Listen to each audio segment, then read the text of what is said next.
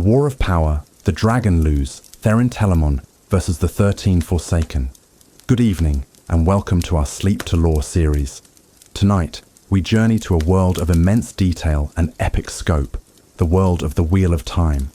We will be exploring the foundational conflict that shaped this entire reality, a war of such scale that it literally broke the world. The War of Power, and the central struggle between the champion of the light, Lews Therin Telamon, and the 13 dreaded commanders of the shadow, known as the Forsaken. This story takes place in a time long past, an era of magnificent wonders and deep despair known as the Age of Legends. If you enjoy these long explorations of lore and find them helpful for relaxing or sleeping, please consider subscribing to the channel or leaving a like to let me know. It helps a great deal. Before we begin, I have a question for you all. In stories with a clear force of ultimate evil like the Dark One, do you believe that any of his followers, like the Forsaken, can ever be considered tragic figures rather than purely evil ones? Let me know what you think in the comments below. I'm always interested to read your perspectives. Now, settle in, get comfortable, and let your mind drift as we travel back to the dawn of a war that would define an age. Let us begin our story. Part 1. The Age of Legends. To understand the sheer horror of the War of Power, we must first understand the world it destroyed. It was not a world of squabbling nations and petty kings, nor was it a world familiar with suffering, disease, or want.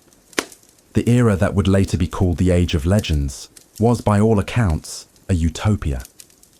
It was a single global society, living in an unprecedented era of peace and technological advancement. There had been no major wars for centuries upon centuries.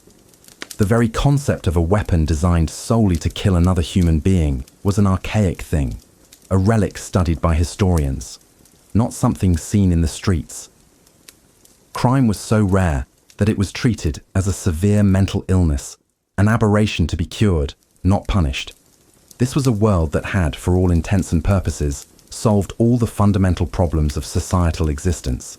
The engine that drove this paradise was the One Power.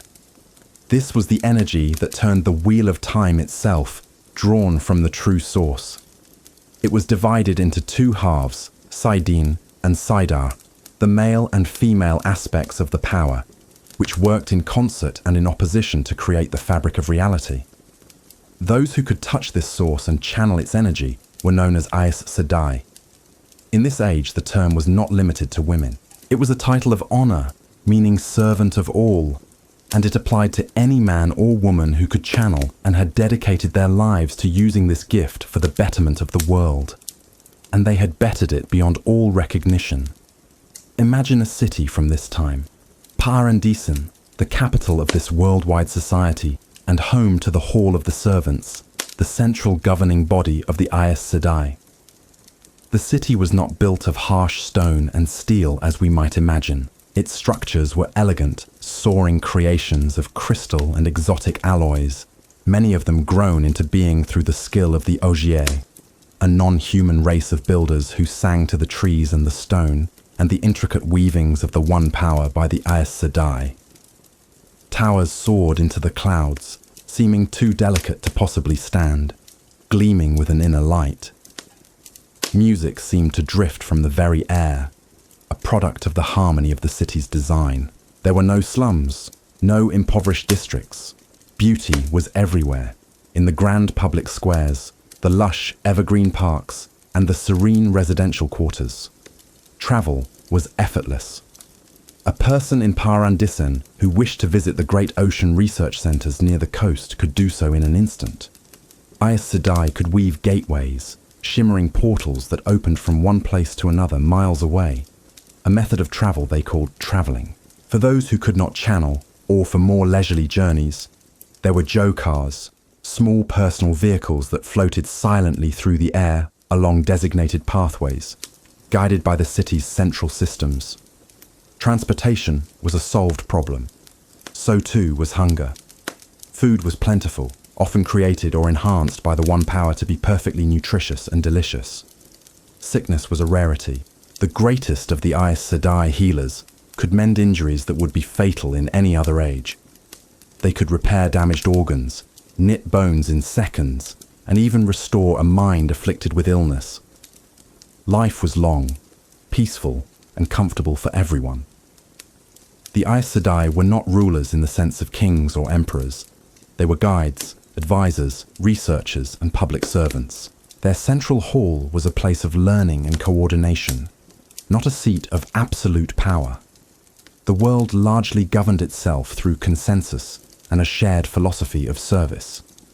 The highest ambition one could have was not to accumulate wealth or power for oneself, but to contribute to the greater good. The symbol of the Aes Sedai in this age was a circle, half white and half black, separated by a sinuous line. The white half contained a black dot, and the black half a white dot. It represented the male and female halves of the one power, separate yet intertwined, each containing a piece of the other, working in perfect balance to create a whole. This symbol was worn with pride and deep respect. It was a sign of service, of wisdom, and of dedication to the harmony of the world. Among the Aes Sedai, there were many different skills and abilities, which they called talents. Some were healers of immense skill. Others were gifted in working with the earth, encouraging bountiful harvests or raising great structures. Some could manipulate the weather, bringing gentle rains where they were needed or clearing the skies for a festival. It was a society where every gift was celebrated and put to use for the common welfare. This was the world that Lews Therin Telamon was born into. He was a man of incredible power, even for that age.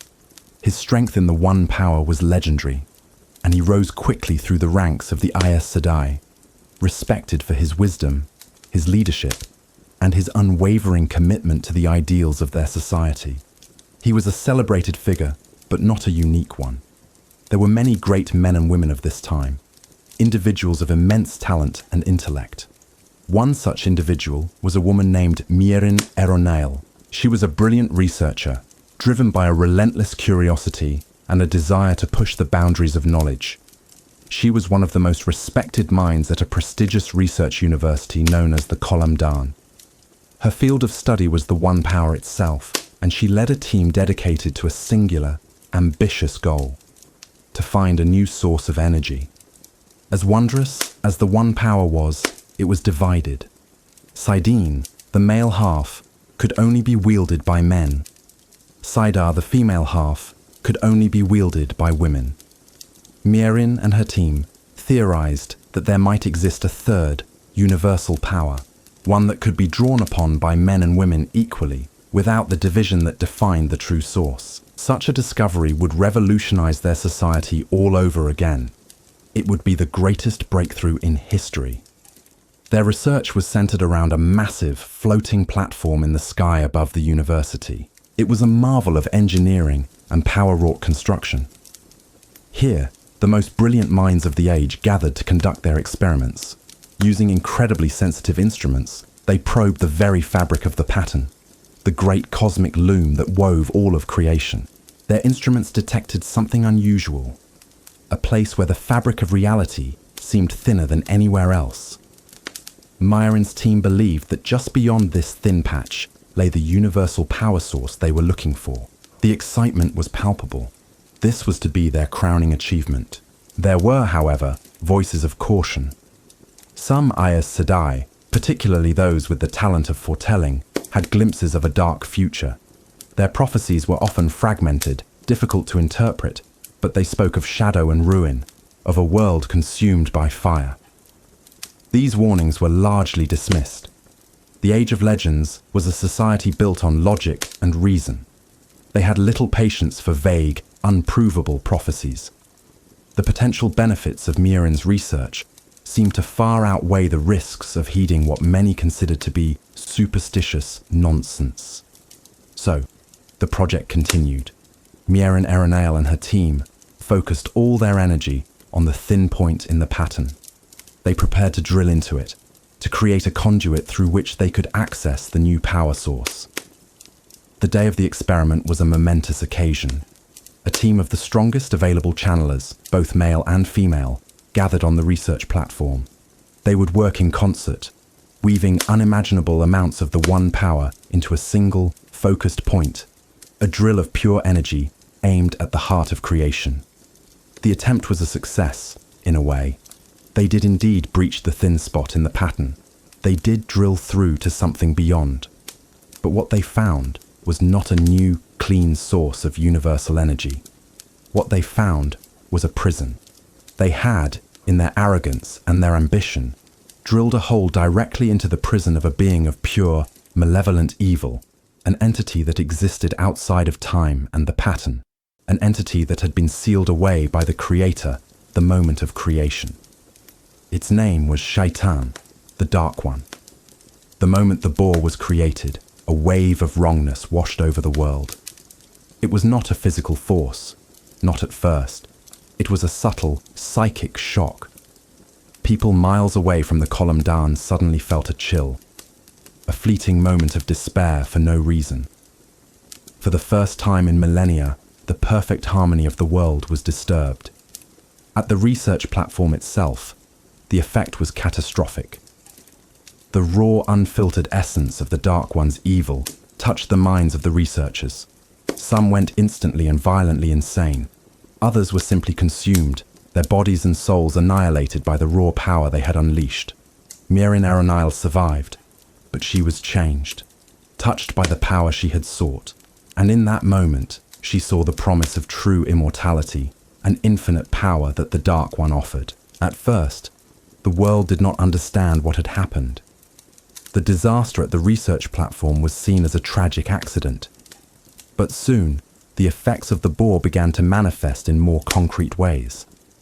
The subtle feeling of despair began to grow. A sense of selfishness, of greed, of ambition for personal gain began to creep back into the world. Arguments between friends became more common. Acts of random violence, unheard of for generations, began to be reported. It was a slow poison, seeping through the boar and tainting the hearts and minds of humanity.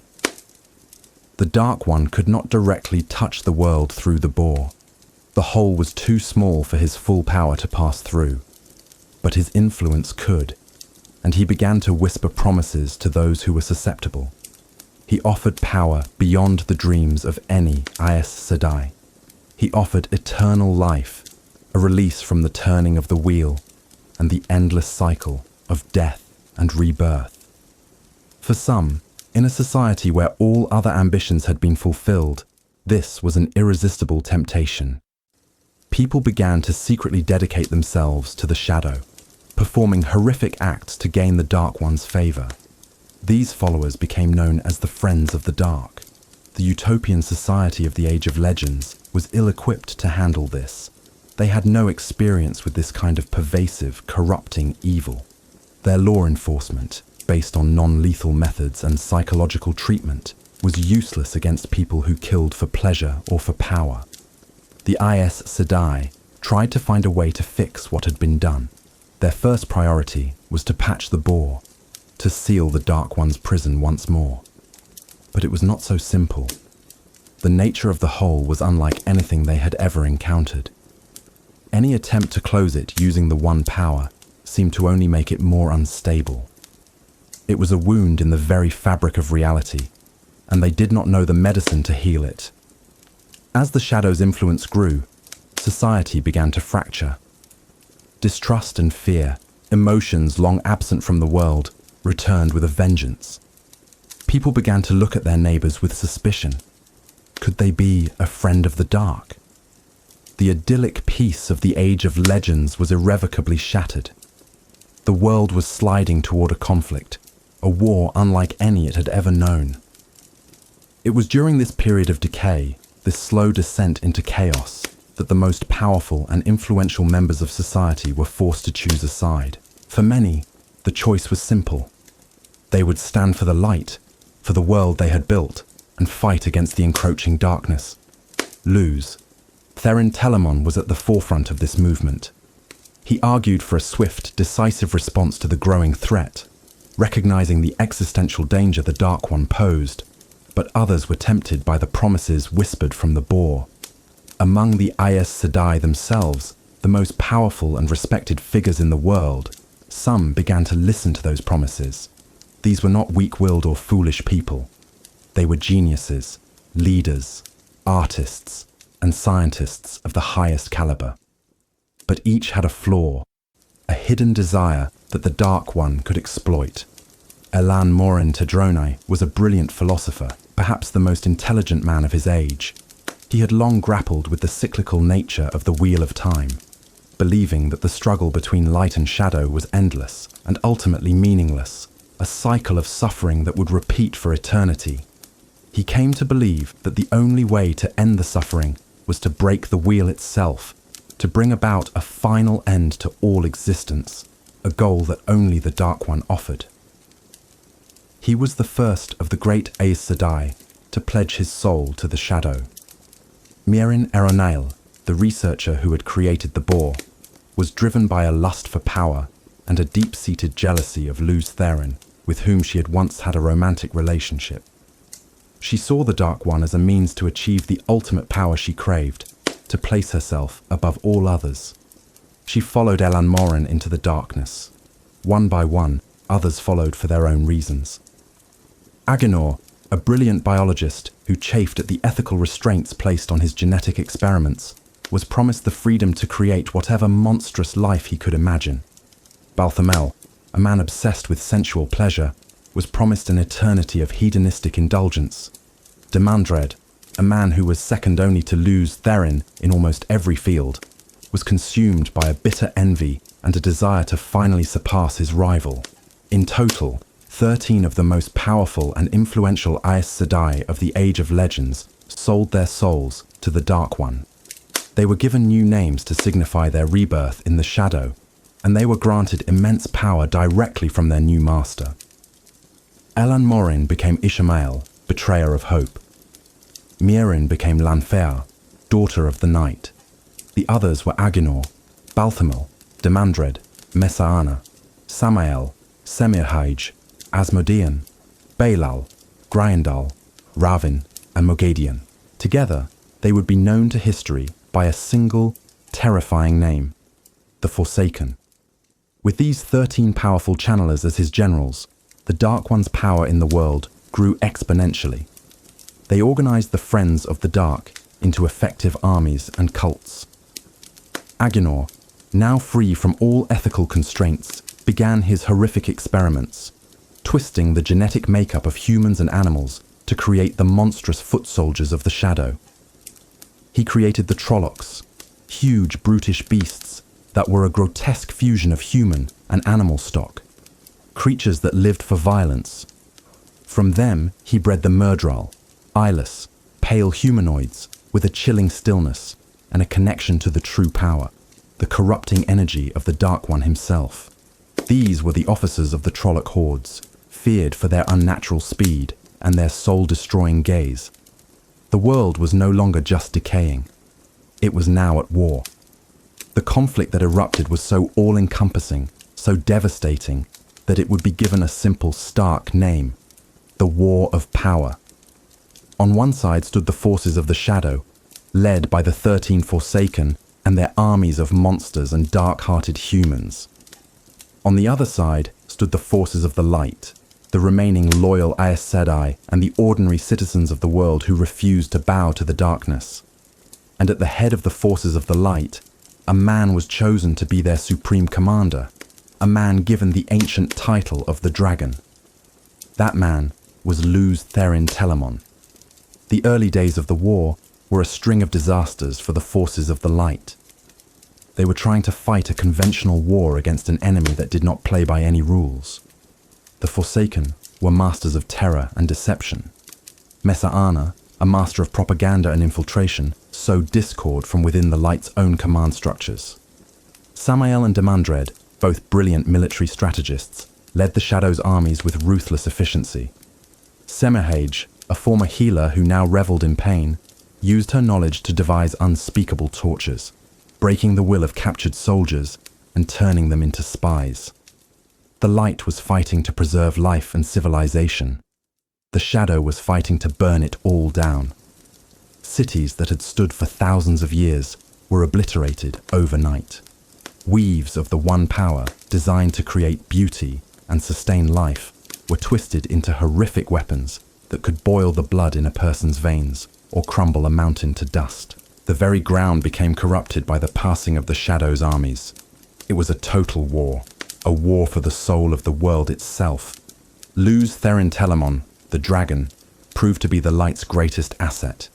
He was not only a peerless channeler, but he was also a military genius. He learned to adapt, to counter the Forsaken's tactics. He organized the armies of the light, rallying them against the seemingly endless tide of darkness. He won great victories, pushing back the Shadow's advance in key battles, becoming a symbol of hope for a world drowning in despair. But for every victory he won, the Forsaken would answer with some new horror. For every city he saved, another would be lost. The war raged for decades. A whole generation was born and grew to adulthood knowing nothing but conflict. The beautiful, peaceful utopia of the Age of Legends was a fading memory, a story told to children about a world that no longer existed. The crystalline towers were now shattered ruins. The lush parks were scorched battlefields. The air of harmony was replaced by the stench of death and the smoke of burning cities. The scale of the destruction was unimaginable. Continents were reshaped by the raw power being unleashed. Millions upon millions of people perished. This was the state of the world as the war of power entered its final, desperate years. It was a brutal stalemate. The forces of the light, under the command of the dragon, had managed to halt the Shadow's complete victory, but they could not defeat it. The Forsaken were too powerful, the armies of Trollocs and Friends of the Dark too numerous. The world was bleeding to death, and it seemed that the war would only end when there was nothing left to fight for. The hope that had characterized the Age of Legends was gone, replaced by a grim, desperate resolve to simply survive. And it was in this dark and desperate time that Lews Therin Telamon began to conceive of a plan. A final reckless gamble to end the war. A plan that would save the world, but at a cost so terrible that it would shatter it forever. The Age of Wonders had ended, and the Age of Horror was in its fullest, most terrible bloom. Part 2. The Champions of Light and Shadow. The war of power had settled into a horrifying rhythm of destruction and despair.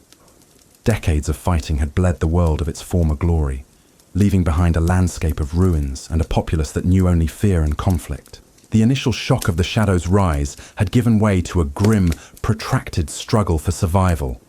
On one side, a tide of monstrous Trollocs and human followers of the Dark, led by the 13 most brilliant and corrupt minds of the age. On the other, the beleaguered armies of humanity, their hope precariously placed on the shoulders of one man, Lews Therin Telamon, the dragon. To truly comprehend the agonizing nature of this war, to understand the personal hatreds and epic rivalries that fueled its most devastating battles, we must first look away from the sweep of armies and focus on the individuals who commanded them. For this was not merely a war of ideologies, but a deeply personal conflict between the dragon and the 13 masters of the Shadow, who had once been his peers, his colleagues, and in one case, his beloved. We must understand the champions before we can understand their war. Lews Therin Telamon was the central pillar upon which the entire effort of the light rested. He was a man of commanding presence, tall and strong, with a charisma that could inspire hope in the most desperate of soldiers. In an age of wonders, he had been one of the most wondrous. His strength in Saidin, the male half of the One Power, was immense, a raging torrent of energy that he could command with a precision and skill that few had ever matched. Before the war, this power was used to create, to build, to aid in grand projects that bettered the world. He was a leader in the Hall of the Servants, respected for his keen intellect, his fair judgments, and his unwavering dedication to the principles of service that defined the Aes Sedai. He was not a man of war. His hands had never held a weapon designed to kill, and his mind had never conceived of a strategy for mass destruction. He was a builder, a leader, a man of peace forced by circumstance into the role of a destroyer. His personal life was also one of great note, and it held the seeds of one of the war's most bitter enmities. In his younger years, he he had been involved in a passionate and intense relationship with a researcher named Mirin Eronila. She was a woman of breathtaking beauty, with a mind as sharp and brilliant as his own. Theirs was a romance of equals, two of the most powerful and promising individuals of their generation. But their passion was volatile. Mirin was possessed of a towering ambition and a thirst for power and recognition that Lews Therin, for all his own strengths, found unsettling. He was dedicated to the collective good. She was dedicated, ultimately, to herself. Their relationship eventually fractured under this fundamental difference, ending in a bitterness that would fester in Mirin's heart for years. Lews Therin moved on, eventually finding a love that was calmer, more profound, and more sustaining. He married a woman named Iliana Murel Dalisar, and their love was a source of great strength for him. She was his anchor, his peace in a world that was slowly losing its own. This new love, however, was seen by Mirin as the ultimate betrayal, a final confirmation that she had been cast aside. This personal grievance would later fuel the cold fury of the Forsaken, known as Lanfear. When the bore was opened and the shadow began to fall upon the world, Lews Therin was among the first to recognize the true extent of the danger. While others advocated for study, for caution, for negotiation, he saw the absolute evil of the Dark One for what it was, and argued for its complete and total opposition. His clarity and resolve made him the natural choice to lead the forces of the light. He was given the ancient title of Dragon, a title from old prophecies that signified a great champion of the light. The burden was immense. He had to learn the art of war from forgotten histories. He had to teach a peaceful society how to fight, how to kill, and how to die. He studied ancient battles and tactics, adapting them to a world of the one power. He became a military genius through sheer necessity, his brilliant mind turning from the problems of governance to the grim calculus of war. Every death under his command weighed on him. Every city lost was a personal failure.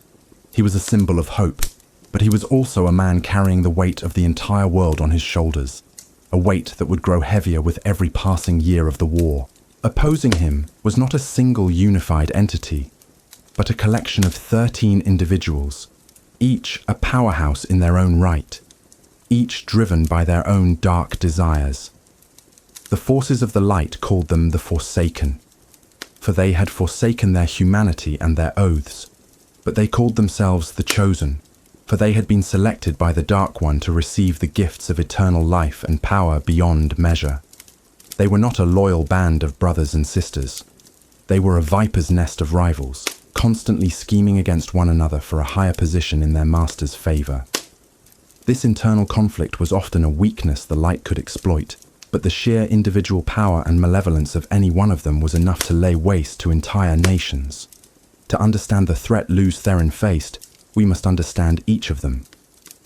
The foremost among them, the one who often acted as the Dark One's direct regent and supreme commander of the Shadow's armies, was Ishamael. In the Age of Legends, his name had been Elan Morin Tedronai. He was a theologian and a philosopher of unparalleled intellect, his mind capable of grasping the most complex concepts of reality and existence. But his brilliance was his undoing. He studied the nature of the Wheel of Time and the eternal conflict between the Creator and the Dark One, and he came to a conclusion of pure nihilism. He saw the struggle as an endless, repeating cycle of pain and suffering.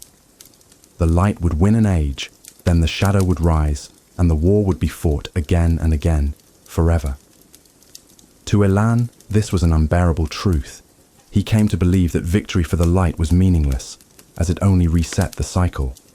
The only true victory, the only true end to suffering, was to break the wheel itself, to unmake creation, and bring about a final peaceful oblivion. The Dark One was the only being who offered this ultimate end. And so, Elan Morin Tedronai, in a twisted act of what he saw as ultimate compassion, pledged himself to the shadow. As Ishamael, the betrayer of hope, he was the shadow's greatest strategist and its most fervent believer. He did not fight for power or glory, but for the end of all things. This philosophical conviction made him the most dangerous of all the Forsaken. Then there was Lanfer, the daughter of the Night, who had once been Mirin Erenail. It was her research that had opened the bore, and she was one of the first to step through to the side of the shadow. Her motivations were a toxic brew of ambition and spurned love. She craved power above all else, and the Dark One offered her power she could only have dreamed of. But her hatred was reserved for Lews Therin. She saw his marriage to Ileana as a rejection of her own greatness. She believed he should have been hers, that together they could have ruled the world. Her entire war effort was coloured by this obsessive, twisted love. She wanted to defeat Lews Therin, but she did not want him killed. She wanted to break him, to force him to his knees, and to have him admit that he should have chosen her. She was incredibly skilled in the One Power, but her true mastery was in Teleran Riod, the world of dreams. She could walk the dreams of any sleeping person, turning their rest into a landscape of nightmares, planting suggestions, or stealing secrets from their subconscious. She was a creature of grace, beauty, and utter psychological terror. No less a threat on the battlefield was Demandred, who had been known as Barid Belmeda. His story was a tragic one of envy. In any other time, Barid Bel would have been considered the greatest man of his age. He was a brilliant administrator, a gifted writer, a talented musician, and a powerful channeler. The problem was that in every single field, Lews Therin Telamon was just slightly better. He was the second most powerful channeler, the second best administrator, the second most celebrated author. He lived his entire life in Lews Therin's shadow, and the bitterness corroded his soul. He came to hate Lews Therin with a passion that consumed him. When the Dark One made his offer, Demandred saw it as his chance to finally prove his superiority. As one of the Forsaken, he became the Shadow's greatest battlefield general next to Ishamael. His strategies were brilliant, ruthless, and efficient. Every battle against Lews Therin was, for him, a personal duel. He didn't just want to win the war. He wanted to personally defeat his lifelong rival and stand over him in triumph, to finally hear the world acknowledge him as the greater man. While Demandred mastered the art of war, another of the Forsaken mastered the creation of its soldiers. This was Aginor, formerly Ishar Morad. In the Age of Legends, Ishar was a brilliant biologist, a geneticist whose work verged on the miraculous. But he was constantly frustrated by the ethical limitations placed on his research. He wanted to push the boundaries of life, to create new forms, to reshape creatures according to his will, but the laws of his society forbade such hubris. The Dark One offered him a laboratory with no rules, no ethics, and no limits. As Aginor, he became the twisted father of the Shadow Spawn. He took captive humans and animals, and used the One Power and his horrific science to twist them into new and terrible shapes. He created the Trollocs, the 10-foot-tall hybrid beasts that formed the bulk of the Shadow's armies. He created the Murdral, the eyeless, snake-like humanoids that commanded the Trollocs, whose gaze could paralyze a man with fear. He created the Dragkar, winged creatures whose siren song could drain the soul from a living person, and many other horrors. Aginor's passion was not for conquest, but for creation, a twisted, blasphemous creation that populated the world with nightmares. Of all the Forsaken, the one who most reveled in the pure violence of the war was Samael. Before the Shadow, he was Teljanin Alinsar, a world-famous sportsman who excelled in every form of physical competition, especially mock combat and hunting. He loved the thrill of the contest, the surge of victory. When real war broke out, he found his true calling. He saw the war of power as the ultimate game, the ultimate hunt. He took to it with a savage glee that horrified even some of his fellow Forsaken. He was a master tactician, but his strategies often relied on overwhelming brute force and displays of terrifying power. He loved to destroy, to obliterate cities with fire and lightning, to watch armies break and flee before him. His rivalry with Lews Therin was less intellectual than Demandred's. It was the simple, primal rivalry of two alpha predators. He saw Lews Therin as the greatest prey, and he hunted him relentlessly throughout the war, seeking not just to defeat him, but to personally kill him in a show of ultimate dominance. If Samael represented the joy of physical destruction, Semirhage represented the art of personal suffering. Her original name was Nemene Damandar Boan, and she was one of the most skilled healers of the Age of Legends. Her knowledge of the human body, of its nerves and its capacity for pain, was second to none. But her desire to heal was a facade. Secretly, she was a sadist, deriving intense pleasure from the suffering of others. She was eventually discovered and given a choice: to be bound from ever using the one power to harm again, or to be severed from the true source entirely. Before her sentence could be carried out, she fled to the banner of the Dark One. As Semirhage, she turned her vast medical knowledge into an instrument of torture. She could keep a person alive and conscious at the very edge of death for weeks, inflicting levels of pain that the mind could not comprehend. She was the Shadow's chief interrogator, and no one could hold a secret from her. Her reputation was so fearsome that many soldiers of the light carried poison, preferring suicide to the chance of being captured alive by the woman they called the Lady of Pain. Not all of the Forsaken relied on open warfare or physical torture. Some were masters of a more insidious form of corruption. Gryandal had been Kamarale Maradim Nindar, a renowned psychologist and an ascetic who sought to purify the mind by denying the flesh. However, her studies of the human mind's desires and weaknesses led her to a revelation. She did not want to cure these weaknesses. She wanted to indulge in them. She became a hedonist of the highest order, and the Dark One promised her an eternity to explore every pleasure and perversion imaginable. As Grandal, she became a master of compulsion, a forbidden weave of the one power that could subtly or completely overwhelm a person's will. She surrounded herself with beautiful, mindless puppets, former kings and queens, artists and heroes, now enslaved to her every whim. She rarely took to the battlefield herself. Her talent was for corruption from within. She would use her thralls to infiltrate enemy command centers, to turn allies against each other, to make trusted leaders suddenly issue disastrous orders.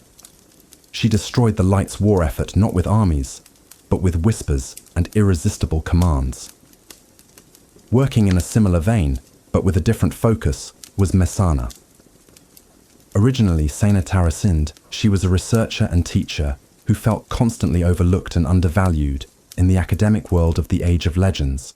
She believed her brilliance was not given the respect it deserved, and this festering resentment made her an easy target for the Dark One's promises of status and power. As Messana, she became the Shadow's ultimate infiltrator. She was a master of staying hidden, of pulling strings from the shadows. Her greatest achievement during the war was to secretly infiltrate the White Tower itself, the very heart of Aes Sedai power and leadership. From within its walls, she spread misinformation, fostered paranoia, and subtly guided policy to the Shadow's advantage. While Lews Therin fought Samael on the battlefield, Messana was working from within his own command structure to ensure his supply lines were cut and his reinforcements were delayed. She was the unseen enemy, the poison in the well, and her quiet subversion was responsible for some of the Light's most catastrophic defeats. Then there was Ravin, formerly Ared Mosinel. He was a politician, a man who loved the game of power, the thrill of manipulating people and nations. He was charismatic and handsome, but his ambition was a bottomless pit. He joined the Shadow simply because it offered him a faster path to ultimate political control. As a Forsaken, he specialized in taking over nations. He would enter a kingdom, use his charisma and his power of compulsion to seduce or enslave its queen or key officials, and then rule from the shadows as a puppet master. He would then turn the full might of his new nation against the forces of the light. He did not care for the grand philosophical goals of Ishamael or the personal rivalries of Demandred. Ravin simply wanted to rule, to sit on a throne and have the world bow to his will. enjoying all the luxuries and power that came with it. His fellow hedonist was Balthamel, but where Ravin sought the pleasures of power, Balthamel sought the pleasures of the flesh. As a Velian Morin, he was a historian and a celebrated socialite, known for his lavish parties and decadent lifestyle. His fall to the shadow was not born of any complex ideology or deep-seated resentment. It was simple, unadulterated lust and greed. He wanted every physical sensation the world had to offer, and the Dark One promised him an eternity to experience them. He was a powerful channeler, but not a particularly skilled strategist. He was often deployed as a blunt instrument, a force of destruction. Over the long years of the war, his unrestrained debauchery and reliance on the Dark One's corrupting power caused his physical body to rot and decay, until he could only survive by using the one power to hold himself together, a grotesque mockery of the handsome man he once was. Another of the Forsaken driven by envy was Belal, or Duram Ladel as he was known. Like Demandred, he was jealous of Lews Therin, but his envy was not of Lews Therin's overall superiority, but of his fame and his title as the Dragon. Belal was a master gamesman and one of the finest swordsmen of the age. He saw life as a series of games to be won, and Lews Therin had won the ultimate prize in his eyes, eternal fame. He joined the Shadow to carve out his own legend, to become a name that would be feared for all time. He often incorporated his love of games into his military campaigns, setting intricate traps and toying with his opponents before destroying them. His skill with a blade, augmented by the one power, made him a deadly threat in personal combat, and he longed for a chance to face the dragon himself, sword to sword. Perhaps the most tragic figure among the Forsaken was Asmodean. His name was once Yoar Adam Nessusin, and he was the most celebrated composer and musician of the Age of Legends. His music was said to be so beautiful that it could move listeners to tears of joy, but he was terrified of being forgotten. His greatest fear was that one day his music would fade and his name would be lost to time. The Dark One promised him immortality, a guarantee that his name and his music would live forever. For this, Asmodean sold his soul. He was not a particularly cruel or sadistic man compared to his peers. He had little taste for the horrors of war, but he was weak, and his vanity was his downfall. During the war, he continued to create music, but now his compositions were infused with the power of the Shadow, spreading feelings of despair, hopelessness, and fear wherever they were played. He was a weapon of morale, his music breaking the will of armies before a single sword was drawn. Finally, there was Mogedion. Before the war, she was Leland Moiral, a consultant who advised on investment strategies. She was shrewd and intelligent, but she was also a profound coward. She never made a move that involved personal risk, always preferring to manipulate things from a safe distance. This defining trait followed her into the service of the Shadow. She chose the name Mogedion, which meant the spider, a name she lived up to. She was a master of espionage and intrigue, building vast networks of spies and assassins. She almost never appeared in person, preferring to act through intermediaries or from the safety of the world of dreams, where her skill was second only to Lanfear's. She avoided direct confrontation at all costs, especially with Lews Therin or any of the other powerful channelers. Her fellow Forsaken held her in contempt for her cowardice, but her caution and her web of secrets made her an incredibly effective and unpredictable enemy, and a durable survivor. These were the 13 champions of the Shadow: a philosopher, a spurned lover, an envious rival, a mad scientist, a savage warrior, a sadistic torturer, a master manipulator, a hidden saboteur, a puppet king, a decadent monster, a jealous gamesman, a vain artist, and a cowardly spymaster. Each was a genius in their own right.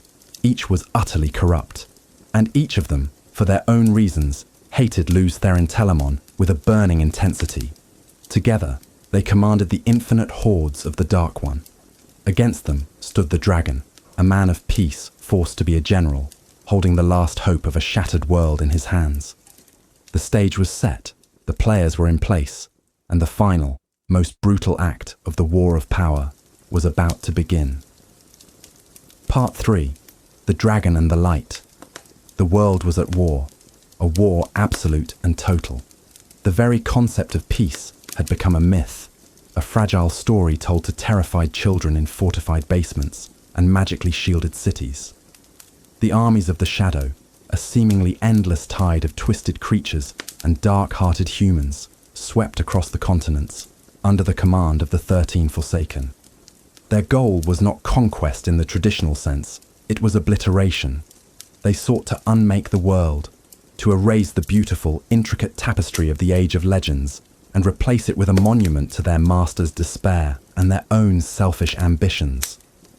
In the face of such an existential threat, a threat that sought to devour reality itself, the remnants of that once great civilization had to learn to fight back. They had to forge a sword from a plowshare, to turn their instruments of creation into weapons of defiance. This was the story of the light, a story of how a society that had forgotten the meaning of war became the only shield against the end of all things, and how one man, Lews Therin Telamon, was forced to become its sharpened, terrible point. The initial response of the world's leadership to the rise of the shadow was one of confusion and denial. The Hall of the Servants in Paradisen, the great governing body of the Aes Sedai, was plunged into chaos. For centuries, their debates had been about the allocation of resources for new research projects, the ethics of weather manipulation for agriculture, or the philosophical implications of a new artistic movement. Suddenly, they were faced with reports of entire towns being slaughtered by monstrous beasts, of charismatic leaders turning their followers into death cults, and of their own most respected colleagues, geniuses, and icons of their age, openly declaring allegiance to an entity of pure evil. They were utterly unprepared. The political and social mechanisms of their utopia were designed to manage prosperity, not to combat an insurgency fueled by cosmic malice. In the early days, before the war was truly named, factions formed within the Hall. There were the appeasers, who argued that the followers of the Dark One were simply a new political movement, that their grievances could be understood and negotiated with. They could not grasp that the Shadow's only negotiable term was utter submission and the eventual annihilation of the soul. There were the researchers, who believed the problem was a scientific one. They saw the boar as a wound that could be studied, analysed, and eventually healed with the right application of the one power, failing to see that the wound was not just in the pattern, but in the hearts of men and women. And then there was the faction led by Lews Therin Telamon. He saw the truth with a horrifying clarity. He argued that this was not a political crisis or a scientific anomaly. It was a war for survival, and it had to be fought as such, with every resource and every ounce of will they possessed. His was a voice of grim reality in a room full of people clinging to the memory of a world that was already gone.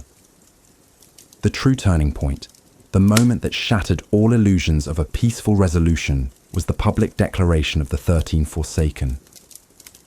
When names like Ilan Morin Tedronai and Mirin Eronail, figures who had been pillars of their society, emerged as the leaders of the Shadow, trust within the Hall of the Servants evaporated. Every delegate looked at their neighbour with suspicion. Who else was a friend of the dark? Who else was listening to the whispers from the boar?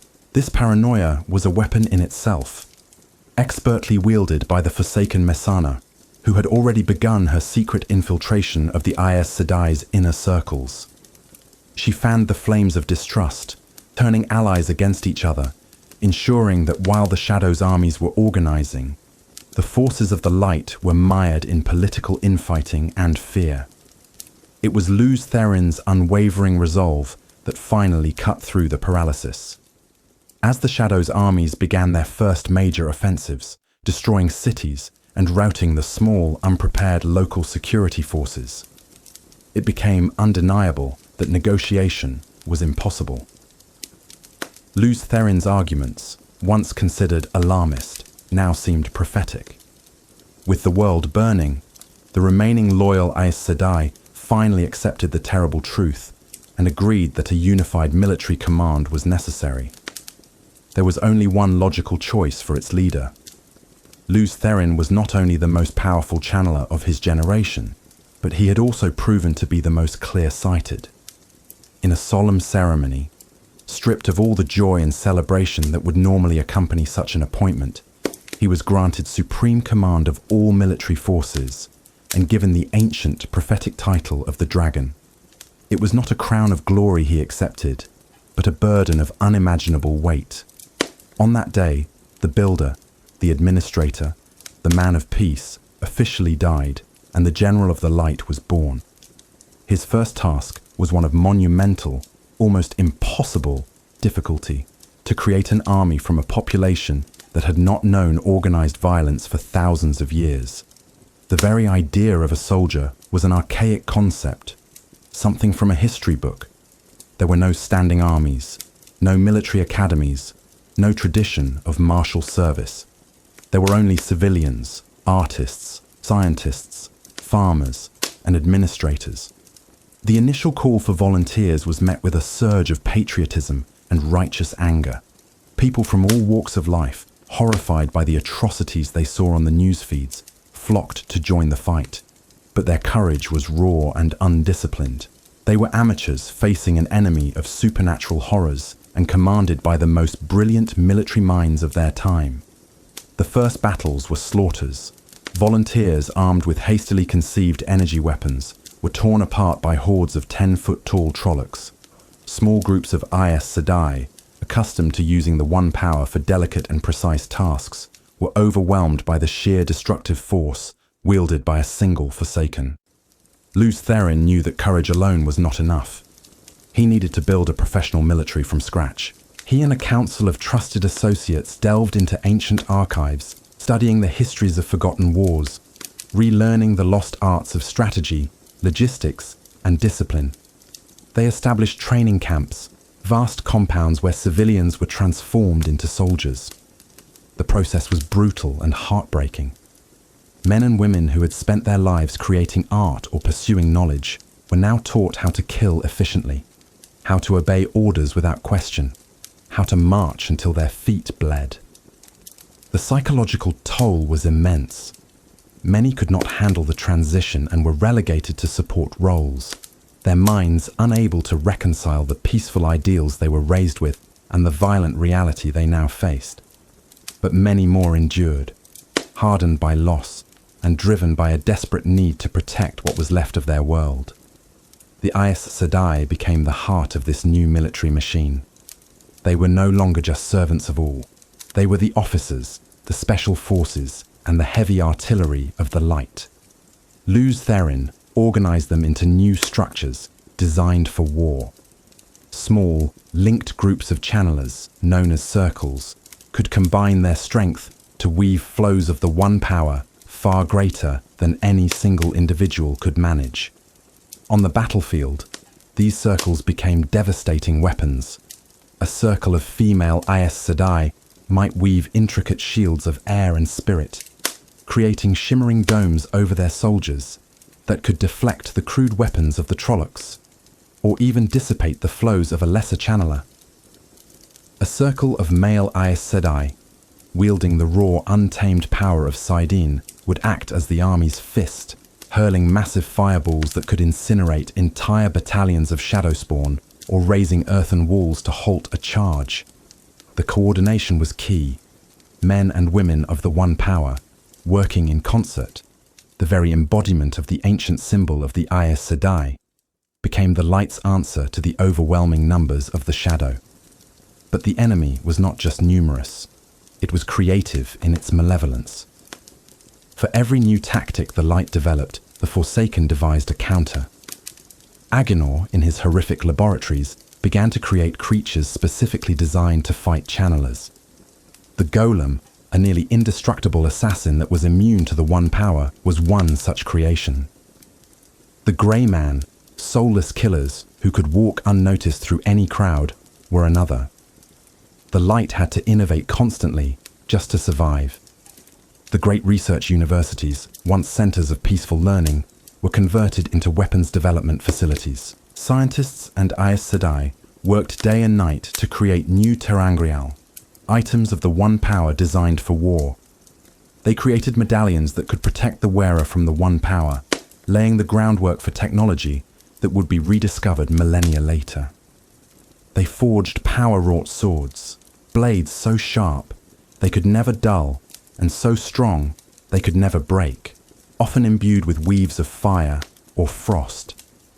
They built new forms of battlefield transportation, massive flying platforms called show wings, and developed new, devastating weaves of the power that could level a city block.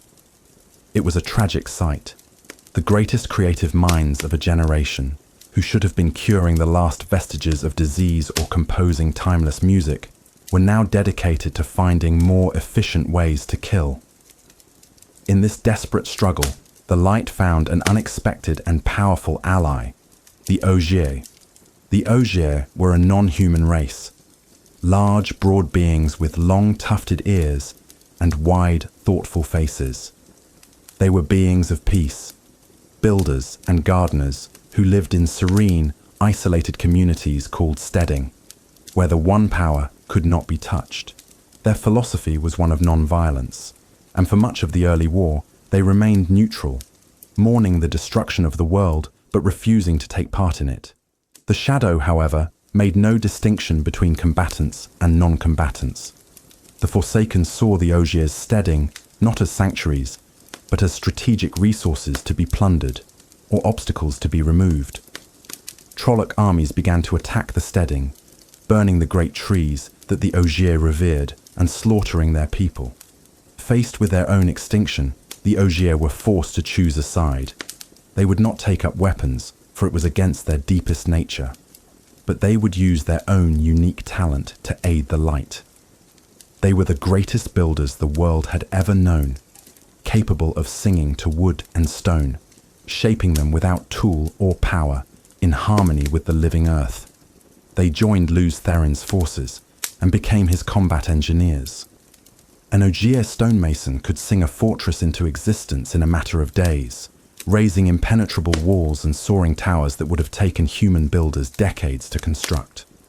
These Ogier-built fortresses became the backbone of the Light's defensive strategy, anchor points of stability in a sea of chaos, beautiful and defiant structures that stood as a testament to what the Light was fighting to preserve. Lews Therin, the dragon, was the supreme commander, but he did not and could not lead this monumental effort alone. He was surrounded by a council of the most brilliant and dedicated individuals who remained loyal to the Light. This inner circle, who would eventually be known as the 100 Companions, though their number was not always so fixed, were his generals, his advisors, and his friends. They were the ones who shared the burden of command with him, who celebrated the rare victories and mourned the constant, crushing losses. Among them were figures of immense strength and character. There was Jahar Narishma, a powerful male Aes Sedai whose calm, tactical mind was the perfect complement to Lews Therin's more passionate and inspirational leadership. Jahar was often the one who would translate the dragon's grand strategies into precise battlefield orders, the one who managed the intricate dance of thousands of soldiers and dozens of circles of channelers. He was Lews Therin's most trusted friend, the one person with whom the dragon could let down his guard and show the weary, frightened man beneath the legendary mantle. There was also Latra Posai Dekume, a female Aes Sedai of immense wisdom and political skill. She was the leader of the faction that had initially argued for a more cautious approach, and though she had accepted Lews Therin's leadership, she never ceased to be a voice of reason and restraint on his war council. She was deeply concerned about the increasing reliance on massive, destructive weaves of the One Power, fearing what such power would do to the world and to the souls of those who wielded it. She was particularly wary of the male channelers. Long before the taint was a reality, she and others had a prophetic sense that Saidin was becoming unstable near the Dark One's prison, that something terrible could happen if the war was ended with a direct assault using the male half of the power. Her arguments with Lews Therin were legendary, clashes of two great minds with the fate of the world at stake. Though they often disagreed on methods, their shared goal was never in doubt, and Lews Therin valued her counsel, for it forced him to consider the consequences of his actions, a luxury a wartime general can rarely afford. The armies of the light were not composed solely of channelers. The vast majority were ordinary men and women, and their leaders were just as crucial to the war effort. General Kamal Avan was one such man. He could not channel a spark, but his understanding of logistics, supply, and troop morale was second to none. While the Aes Sedai were calling down lightning from the heavens, it was Kamal Avan who made sure they had food to eat, medical supplies for the wounded, and fresh reinforcements to hold the line. He was a gruff, practical man who saw the war not as a magical struggle between gods and demons, but as a grinding, day-to-day effort of keeping one more soldier alive, of getting one more shipment of grain to a besieged city. He was the foundation of the war machine, the unglamorous but essential bedrock upon which the flashier power of the Aes Sedai rested. Lews Therin knew that without men like Kamal, all the power in the world would not be enough to win. These individuals, and thousands like them, formed the structure of the light. They fought not for power, nor for eternal life, but for a very simple and profound reason. They remembered the world as it was. They were fighting for the memory of peaceful cities, for art and music, for science and philosophy, for a world where a child could grow up without ever seeing a weapon. This memory was both their greatest strength and their most profound source of pain. It fueled their righteous fury, but it also highlighted the depths to which they had been forced to sink. To save their civilization, they had to adopt the very methods of their enemy. Lews Therin himself authorized the creation of weapons of mass destruction, weaves of the one power that could render entire regions uninhabitable. He gave orders that led to the deaths of thousands of his own soldiers, sacrificing them to win a strategic advantage. He sent brave men and women on suicide missions. Each of these decisions was a necessary evil, a terrible price paid for survival, but each one carved a piece from his soul. The moral compromises were agonizing. The forces of the light fought to preserve life, but they became masters of death. They fought to uphold civilization, but they laid waste to the land with their battles. The very symbol of the Aes Sedai, the ancient circle of black and white representing the perfect balance of male and female power, became their battle standard. It flew over scenes of unimaginable carnage, a stark reminder of the harmony they had lost and were desperately trying to reclaim. The soldiers of the light fought with the hope of a better future, but they lived in a constant state of fear. They feared the Trollocs' mindless savagery. They feared the Myrddraal's soulless gaze, and most of all, they feared the Forsaken. The appearance of a single one of the 13 on a battlefield was enough to shatter the morale of an entire army. How could a simple soldier stand against a being who could raise mountains, boil rivers, and command the very threads of their will? They stood because of the example set by the dragon. They saw Lews Therin Telamon on the front lines, his personal banner of the dragon flying high, meeting the power of the Forsaken with his own. He was their living embodiment of hope, their proof that the shadow could be matched, that it could be beaten. After decades of relentless war, the forces of the light were unrecognizable from the peaceful society they had once been. They were a hardened professional military, scarred and weary, but effective and resilient. They had fought the shadow to a standstill. They had lost vast territories, countless cities, and an entire generation of their people. But they had not broken. They had held the line. Lews Therin Telamon was no longer just a respected Aes Sedai. He was a figure of legend, his name whispered with awe and reverence across the world. But the man behind the legend was paying the price. The weight of his command, the grief for his fallen friends, the horror of the things he had been forced to do, all of it was grinding him down. He was the unbreakable sword of the light, but even the strongest steel can be stressed to its breaking point. As the war dragged on, with no end in sight, he began to realize that simply holding the line was not enough. A stalemate was a slow death for the world. A new plan was needed, a final desperate gambit to strike at the heart of the enemy. The dragon and the light had been forged into a weapon, and now that weapon would have to be aimed at the source of the world's pain, no matter the cost. Part 4. The War of Power. The war began not with a single thunderous crack, but with 1,000 insidious fractures that splintered the soul of a world. The Age of Legends did not die in one glorious, tragic battle. It was bled to death over decades of unceasing, unimaginable conflict. The War of Power was a term that failed to capture the totality of the horror. It was not a war as history had known it, a clash of nations over territory or resources. It was a war against existence itself, a systematic effort by the shadow to dismantle reality, to unwrite creation, and to feast upon the ashes. For the men and women of the light, led by Lews Therin Telamon, this was not a fight for victory, but a desperate, moment-to-moment struggle for survival in a world that was actively being murdered around them.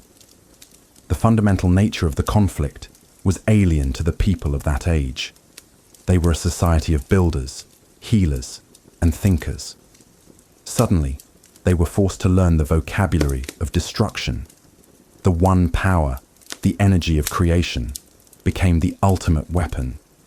Weaves that had once been used to raise crystalline cities were now twisted into instruments of annihilation. A flow of air, once used to guide a cooling breeze through a summer pavilion, was now sharpened into a blade that could slice through stone and flesh alike. A flow of water, once used to irrigate a field, was now used to flash boil the blood in a living person's veins. The most terrifying of these new weapons was balefire, a searing white beam of pure destructive energy that did not just kill its target, but burned their thread from the pattern of reality, retroactively erasing their existence for moments, minutes, or even hours before their death. A person struck by balefire didn't just die, their actions for the past few moments never happened. A bridge they destroyed would suddenly reappear. A warning they shouted would never have been heard. It was a weapon that attacked causality itself, and its overuse threatened to unravel the very fabric of the world. The light used it sparingly, horrified by its nature. The Forsaken wielded it with abandon. The battlefields of this war were landscapes from a nightmare. The armies of the light were disciplined, courageous forces of human soldiers and Ogier auxiliaries, supported by the devastating power of Aes Sedai channelers. They fought in organized ranks, their power-wrought armor gleaming, their banners of the ancient Aes Sedai symbol held high.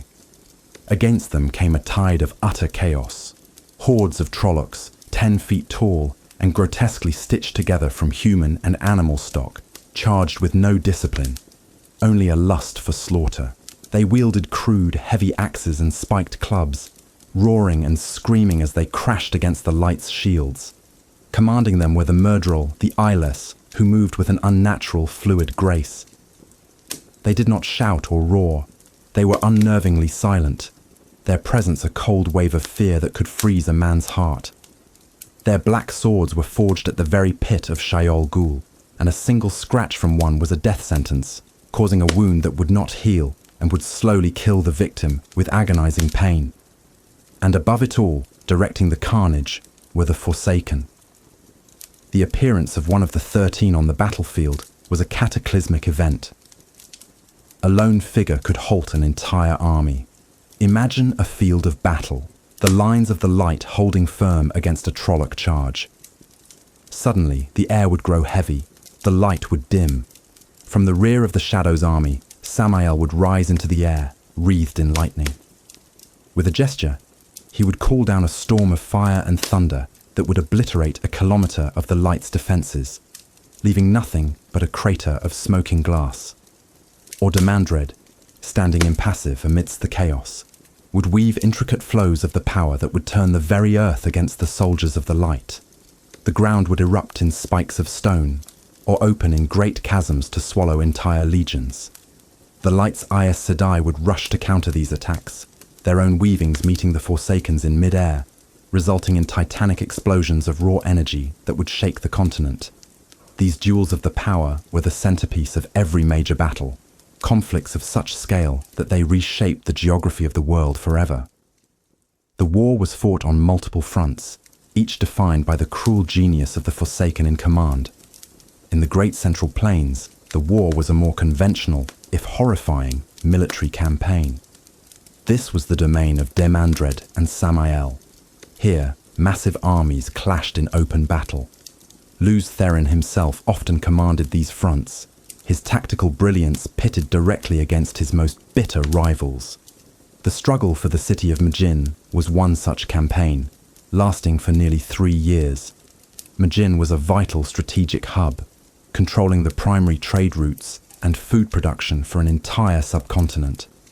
Demandred laid siege to the city with an army of 500,000 Trollocs and tens of thousands of human dark friends. The city was protected by Ogier Sung walls and a garrison of the Light's finest soldiers. For 3 years, Lews Therin's forces fought to break the siege, while the defenders within starved. The battles were brutal wars of attrition. Samael would lead lightning raids, using gateways to appear behind the Light's lines and sow chaos before vanishing again. Lews Therin would counter with his own brilliant maneuvers, flanking the Shadow's armies, cutting their supply lines, leading daring assaults against the Myrddraal command posts. It was a deadly game of chess, played with hundreds of thousands of lives. In the end, Lews Therin did break the siege, but the city of Majin was a ruin. Its crystalline spires shattered, its lush fields salted and burned by the retreating shadow spawn. It was a victory that felt like a funeral. While the great armies clashed in the open, a quieter, more insidious war was being fought in the minds of the Light's commanders. This was the domain of Lanfear. She rarely took to the field of battle. Her chosen weapon was the dream. Using her mastery of Tel'aran'rhiod, the world of dreams, she could invade the sleep of any person she chose. She haunted the nights of the Light's generals, turning their rest into a canvas of psychological torture. General Arvan, a brilliant commander on the northern front, was one of her victims. He was a man of iron will, utterly devoted to the dragon. Lanfear began to visit his dreams. At first, they were simple nightmares of battle, but they grew more personal. She would appear to him in the guise of his wife, who had been killed in an early Trolloc raid. In his dreams, his beloved wife would whisper to him that Lews Therin was sending him on suicide missions, that the dragon was jealous of his successes and wanted him to fail. Night after night, the poison was dripped into his subconscious. During his waking hours, Arvan remained loyal, but the lack of true rest, the constant emotional assault, began to wear him down. His judgment became clouded. He grew paranoid, suspecting his own aides of being spies. He began to second-guess orders from Lews Therin's central command. The breaking point came during a key offensive. Arvan, convinced that Lews Therin was setting a trap for him, hesitated for a crucial 12 hours. That hesitation gave a shadow army led by the Forsaken Belal enough time to fortify a mountain pass, turning what should have been a decisive victory for the Light into a bloody, month-long stalemate that cost tens of thousands of lives. General Arvan, realizing what his paranoia had caused, took his own life. Lanfear had won a major victory without a single Trolloc lifting an axe. The rot within was not limited to the dream world. Grandal, the master of compulsion, waged a war of subversion that was just as devastating. Her theatre of operations was the halls of power, the command centres, and the high society of the cities that remained safe behind the front lines. She used her incredible beauty and charisma, combined with the subtle weave of compulsion, to turn key individuals into her unwitting puppets. A high-ranking administrator in the Light's logistical corps, a man responsible for routing food and medical supplies, was one of her pawns. He was a good man, utterly loyal, but he had a weakness for a particular type of antique art. Grayendal, posing as a wealthy refugee, befriended him. Over weeks of charming conversations and shared interests, she slowly and gently wove the threads of compulsion around his mind. It was not a brute force takeover of his will, but a gradual reshaping of his priorities. He never once thought of himself as a traitor. He simply began to make small, seemingly logical errors in his work. A shipment of medicine would be accidentally rerouted, arriving a week late to a field hospital. A convoy carrying winter supplies would be sent on a slightly longer, more dangerous road. Each individual error was deniable, a simple, bureaucratic mistake. But the cumulative effect was catastrophic. Entire sections of the front line would find themselves without ammunition at a critical moment. Wounded soldiers would die from treatable infections because the necessary supplies never arrived. For a year, this quiet sabotage crippled the Light's war effort in the south, and no one could figure out why. It was 1,000 small cuts that bled the army white, all orchestrated by one of Grandel's smiling puppets. This internal decay was amplified by the Master of Secrets, Messana. While Grandel targeted individuals, Messana targeted institutions. Her secret infiltration of the White Tower, the very heart of Aes Sedai leadership, was a strategic masterstroke. From within its hallowed halls, she spread dissent and misinformation like a plague. She forged documents, altered orders, and manipulated promotions to place incompetent but politically malleable individuals in positions of power. She fostered rivalries between different factions of the Aes Sedai, ensuring they spent more time arguing with each other than fighting the enemy. When Lews Therin proposed a bold new strategy, Messana would ensure that whispers filled the tower that the plan was reckless, that the dragon was growing arrogant. When a new type of weapon was developed, she would leak its specifications to the Shadow through a chain of intermediaries so convoluted that it could never be traced back to her. The forces of the Light were fighting an enemy that knew their plans before they were even finalized, an enemy that had a voice in their own war councils. This constant sense of betrayal, the knowledge that there was a traitor in their midst that they could not find, was a cancer on the morale of the Light's leadership. Of all the horrors the soldiers of the Light faced, none inspired more pure, visceral terror than Semirhage. She was the personification of pain. Her appearances were rare, but they left scars that never faded. She did not lead armies. She led small, elite teams of Myrddraal on surgical strikes deep behind the Light's lines. Their goal was not to win territory, but to capture high-value targets, generals, powerful Aes Sedai, Ogier Stonesingers. What happened to those she captured became the stuff of legend and nightmare. Using her perfect knowledge of the human body, she could inflict levels of agony that were beyond human comprehension, all while keeping her victims alive and lucid for weeks on end. Under her ministrations, the bravest heroes would break, revealing every secret, every plan, every weakness. But she did not just want information. She was an artist, and pain was her medium. After she had extracted everything she needed, she would often release her victims, or what was left of them. They would be found wandering near their own lines, their bodies horrifically mutilated, their minds completely shattered, often unable to do anything but scream until they died. The psychological impact of this was immense. It spread a specific, personal fear through the ranks of the Light. The prospect of death in battle was one thing. The prospect of being taken alive by Semirhage was another entirely. It became an unwritten rule among the elite soldiers and officers of the Light to carry a fast-acting poison at all times. Suicide was preferable to capture. Semirhage, the Lady of Pain, had made death a blessing. And all the while, the architect of the Shadow's armies, Agenor, continued his work. His laboratories were pits of screaming madness, places where the laws of nature were inverted. He was not content with the Trollocs and Myrddraal. Throughout the war, he unleashed a parade of new horrors, each designed to counter a specific strength of the Light. When the Light began to rely on its powerful channelers, Agenor created the Golem. They were creatures that looked vaguely human, but were made of a strange, rubbery substance. They could squeeze through any crack, were impossibly strong and fast, and most terrifyingly, they were utterly immune to the one power. A weave of fire would dissipate harmlessly against their skin. A shield of air would not hold them. They were the perfect anti-Aes Sedai assassins, and they could only be killed by a handful of very specific means. When the Light's archers proved too effective against Trolloc charges, Agenor created the Drachkar, pale, winged humanoids whose haunting, beautiful song was a psychic weapon.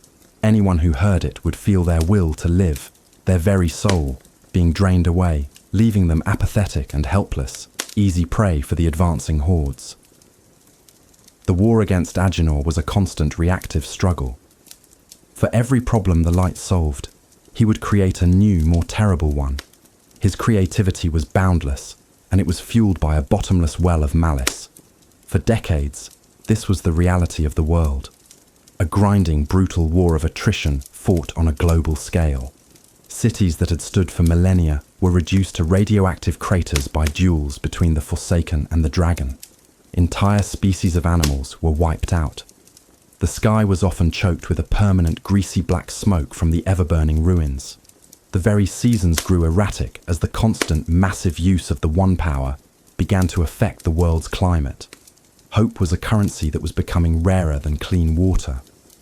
An entire generation had been born into this world of fire and shadow. They had never known peace. The stories of the Age of Legends, of crystal towers and flying cars, and a world without want, seemed like impossible fairy tales. Lews Therin Telamon was at the center of this storm, the eye of a hurricane of destruction.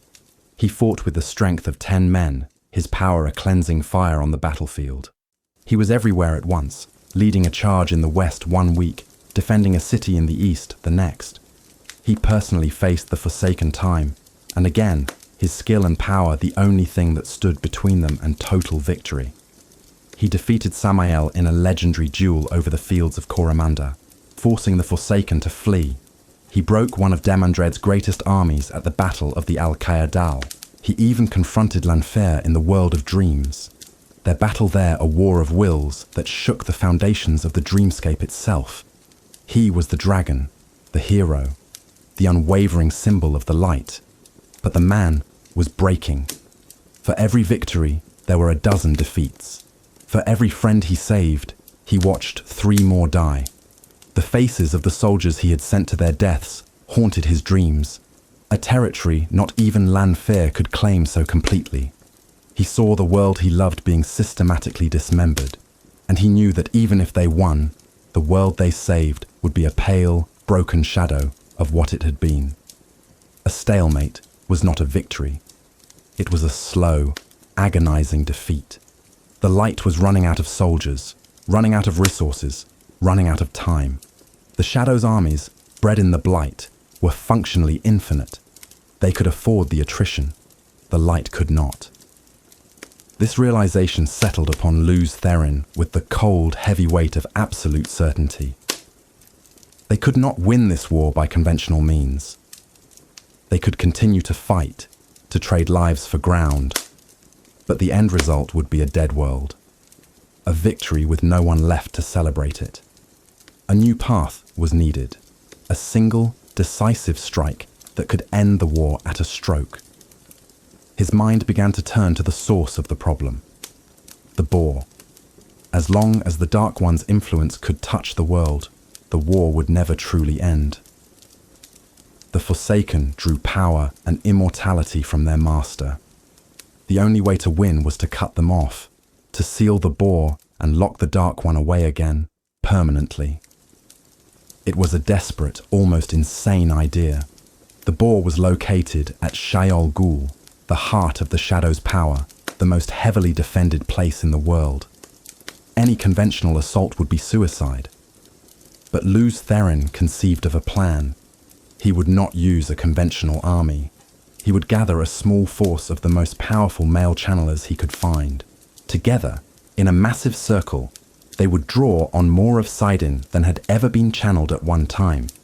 They would use this colossal power to forge a set of seals, intricate constructs of the One Power that would be placed over the Boar, patching the wound in the pattern. It was a plan of incredible risk. The amount of power involved was difficult to comprehend, and controlling it would be a feat on the very edge of possibility. Furthermore, the plan relied entirely on Sedin, the male half of the power. A significant faction of the female Aes Sedai, led by his own trusted advisor, Latraposai, was vehemently against it. They had foretellings, fragmented visions of the future that warned that the male half of the power was becoming corrupted near the Boar. That to touch it so close to the Dark One's prison was to invite a catastrophe of a different kind. They argued for their own plan, a slower, more cautious approach using a set of special ter'angreal. The Hall of the Servants was split. The debate was fierce and bitter, but Lews Therin had no more time for caution. He saw the world dying around him, and he believed his was the only way to save it. He made his choice. He would defy the council. He would gather his companions and strike at Shaiol Ghul. The War of Power was about to enter its final terrible chapter. Part 5. The Sealing of the Boar. The war had ground to a halt, not in peace, but in the exhaustion of a world bleeding out.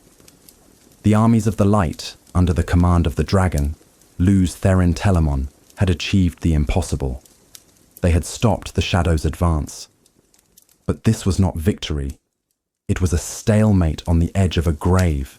Every day, the front lines held cost thousands of lives. Every city they defended was a ruin. Every meal for a soldier was a meal taken from a starving civilian. The light was fighting a war of attrition against an enemy with functionally infinite resources. The Trolloc hordes were bred in the corrupted lands of the Blight, a living tide of flesh and fury that could be replenished endlessly.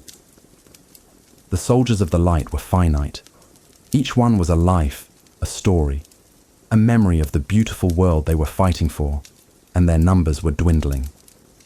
The candle of hope was guttering, and Lews Therin knew that if it was allowed to burn down, the darkness that followed would be absolute and eternal. It was in this atmosphere of quiet desperation, in the long, sleepless nights spent staring at strategic maps that showed only shades of loss, that Lews Therin's final desperate plan was born. He realized that fighting the Shadow's armies was like trying to bail out the ocean with a cup. As long as the source of the flood remained, they could never win. The source was the Boar, the wound in the pattern that allowed the Dark One's corrupting influence to poison the world. It was the channel through which the Forsaken drew their power and their immortality. Cut that channel, he reasoned, and the war would be over. The Forsaken would be trapped, their master silenced. It was a simple, elegant solution to an impossibly complex problem. The execution, however, would be the single most dangerous act ever undertaken in the history of the world. He brought his plan before the Hall of the Servants in Parandizen. The Great Hall, once a symbol of unity and enlightened debate, was now a grim, fortified bunker, its members aged and weary from decades of war. Lews Therin, his face a mask of hardened resolve, laid out his proposal. There would be no grand army marching on the Dark One's stronghold at Shaiol Ghul. Such an attempt would be a predictable slaughter. Instead, he proposed a surgical strike. He would gather a small, elite force of the most powerful male channelers still living. They would use the power to travel, opening a gateway directly into the heart of Shaiol Ghul, to the very chamber where the Boar touched the world. There, they would form a circle, link their powers, and draw upon an unprecedented amount of Sidon, the male half of the One Power. With this colossal energy, Lews Therin himself would forge 7 seals, 7 focal points of pure, solidified power, and use them to patch the Boar, to seal the prison shut once and for all. It was a plan of breathtaking audacity, a single, all-or-nothing gamble to end the war in a single day. The reaction in the hall was explosive. Many praised the boldness of the plan, seeing it as the only path left. They were tired of the endless fighting, the slow death of their world. The dragon's plan offered a chance, however slim, for a real victory. But an equally powerful faction, led by the respected Aes Sedai Latraposai Dekumo, was horrified.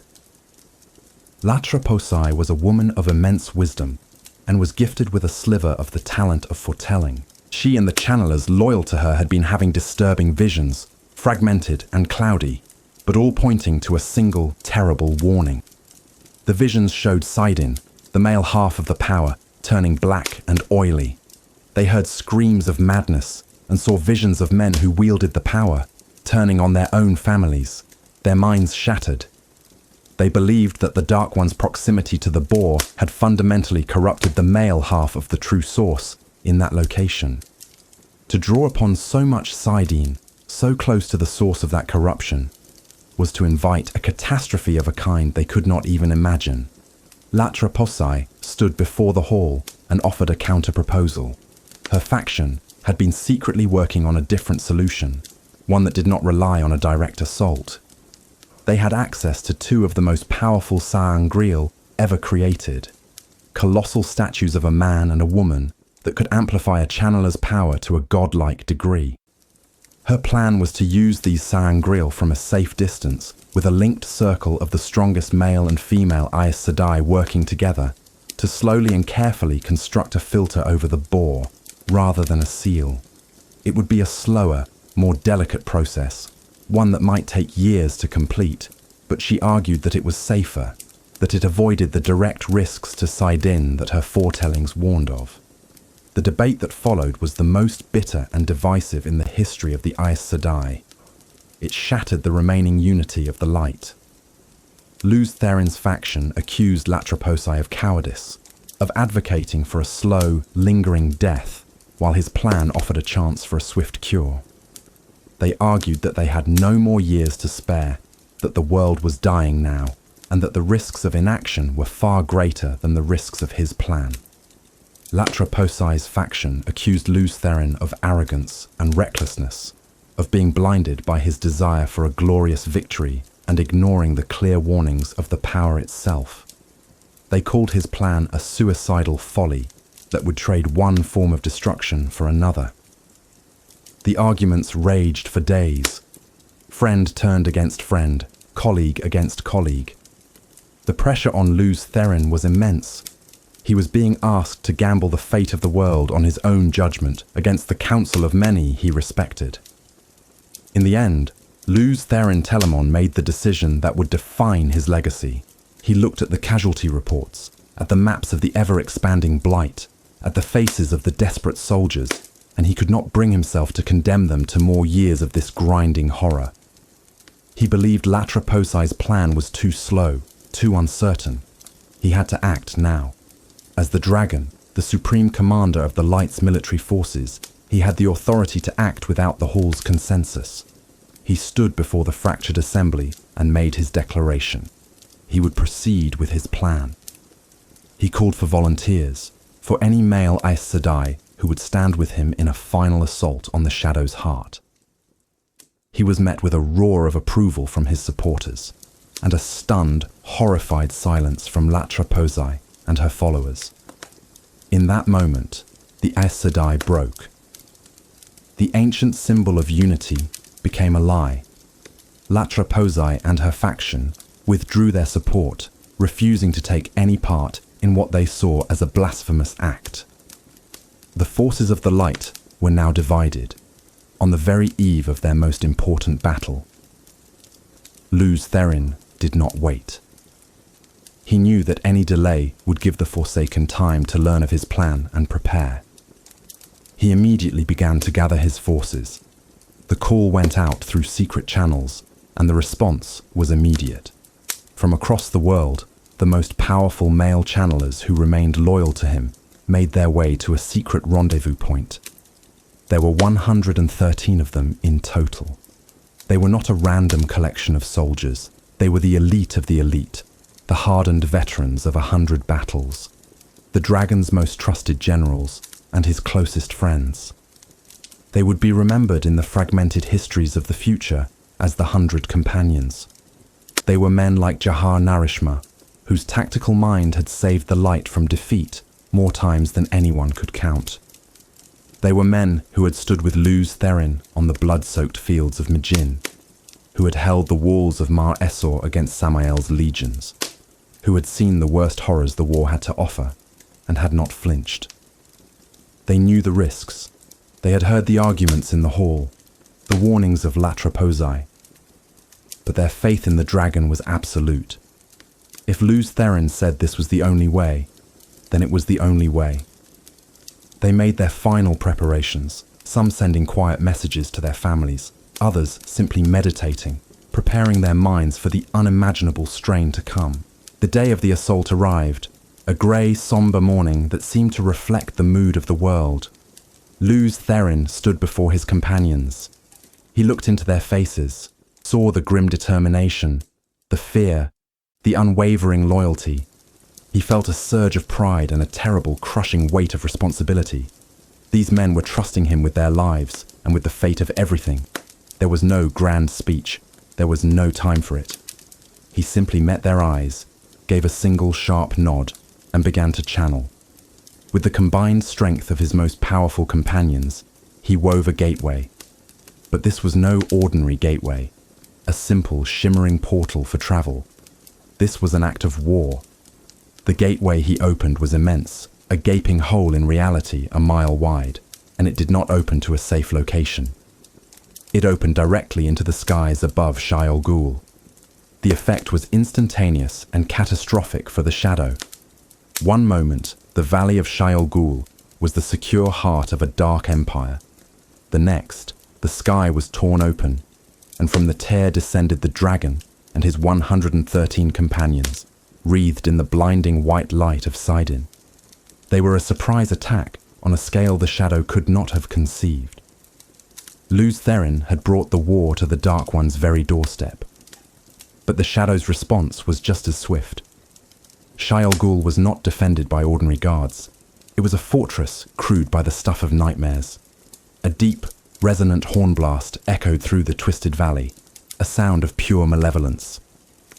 From 1,000 caves and pits, tens of thousands of Trollocs poured forth, their roars shaking the ground. Legions of Myrddraal flowed from the shadows, their black cloaks unmoving in the sudden violent winds. From the dark fortress at the mountain's peak, hundreds of dreadlords, human channelers sworn to the shadow, took to the air on constructs of the One Power, their dark weavings lashing out at the intruders. The air became a storm of conflicting power, a deadly light show of fire and lightning and raw, destructive force. Lews Therin and his companions descended like vengeful gods. They did not need to form a circle yet, for now they were a fighting force. Each of the companions was a match for 100 Trollocs, a dozen dreadlords. They carved a path of destruction through the responding army. Lews Therin himself was a maelstrom of power. He wielded Saidin like a sculptor's tool and a woodsman's axe, raising walls of earth to crush charging Trollocs, weaving nets of fire to incinerate the flying dreadlords, and sending lances of pure energy to pierce the unnatural hides of the Myrddraal.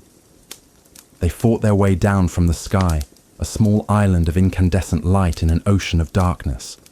Their goal, the great cavern at the base of the mountain, the place they knew to be the physical location of the boar. As they neared the entrance, the true masters of Shayol Ghul appeared. At least 4 of the Forsaken were present in the fortress when the attack came. Agenor and Balthamel, who had been overseeing the breeding pits, were the first to emerge. They were a terrifying sight, Balthamel's face a rotten mask of decay, Agenor's form twisted by his own experiments. They lashed out with the true power, the corrupting energy drawn directly from the Dark One, its effects even more horrific than those of the One Power. But the 100 companions were prepared. They met the Forsaken's assault with a coordinated defense, their shields of pure Sedin holding against the Dark Power. Several of the companions broke off from the main group, engaging the 2 Forsaken in a furious duel, sacrificing themselves to buy time for the dragon. And then, from the entrance to the cavern, a figure emerged who made the others seem like mere servants. It was Ishamael, the betrayer of hope, the Dark One's most trusted lieutenant. He did not rage or scream. He simply stood there, his eyes burning with a cold, nihilistic fire. He and Lews Therin locked gazes across the battlefield. This was the true conflict. The the duel that had been destined since the war began. The philosopher king of the shadow against the warrior king of the light. "You are a fool, Lews Therin," Ishmael's voice echoed in the dragon's mind, not through the air but as a direct psychic intrusion. "You think you can seal a wound in the Creator's own flesh. You will only make it fester. End this. End the suffering.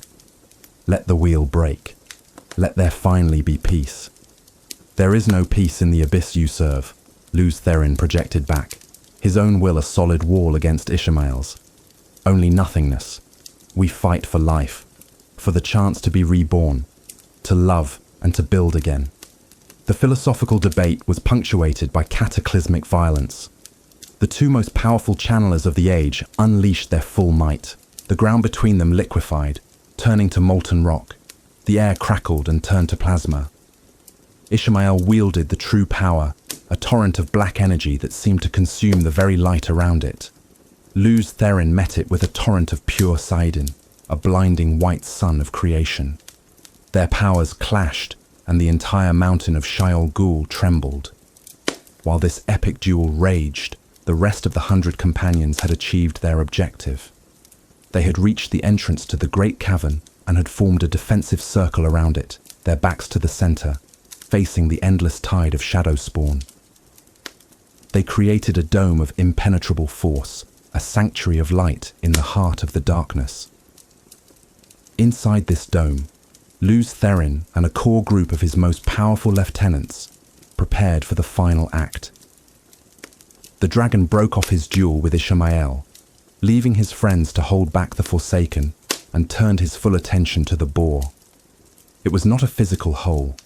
It was a shimmering, oily blackness in the air, a place where the world felt thin and wrong, a wound that bled despair into the cavern. Lews Therin took his place at the center of his inner circle. They linked their powers, and the world seemed to hold its breath. The sheer amount of Sidene they drew upon was beyond anything ever imagined. The very stone of the cavern began to glow with a pure white light. Lews Therin became a conduit for this unimaginable power. It flowed into him, through him, and out of him, a river of raw creation. He screamed as the power threatened to tear him apart, but his will held. He was the dragon, and he would not fail. With this power, he began to weave.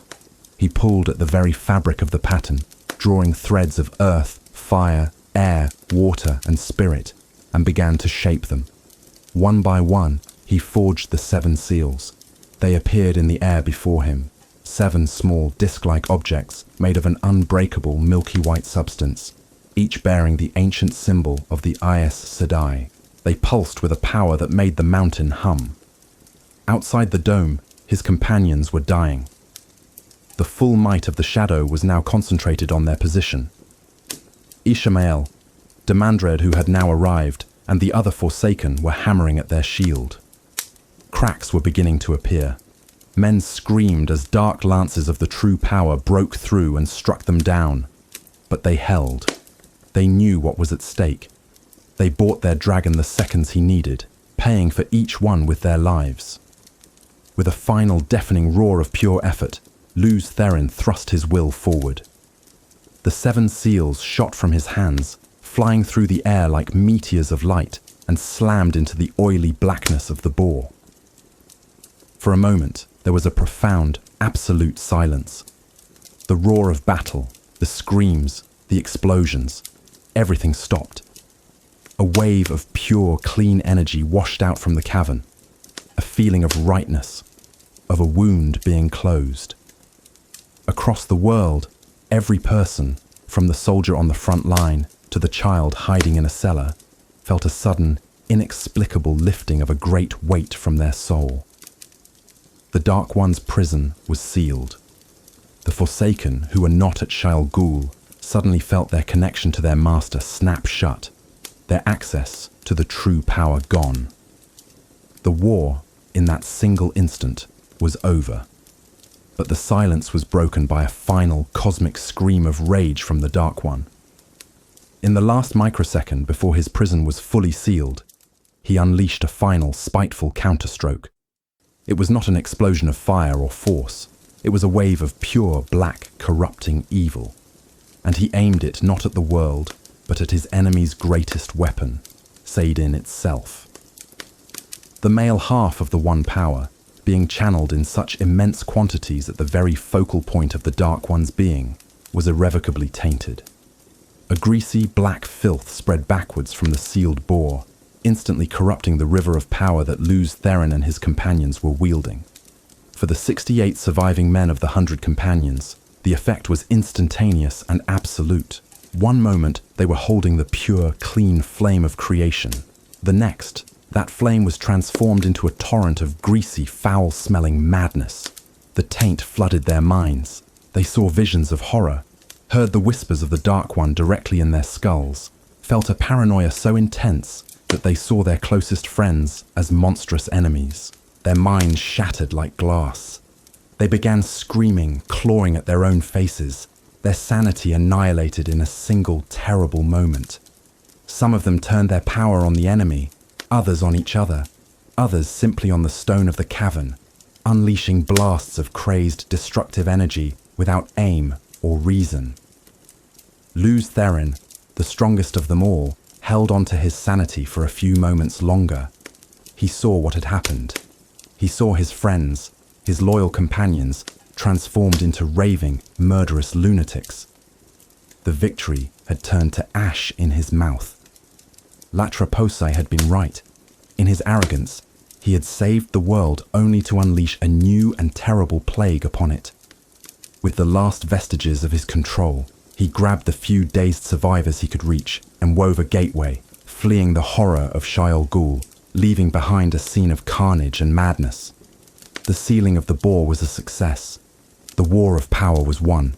But the price of that victory was about to be paid, and it would be a price that would break the world. Part 6. The Taint and the Breaking of the World.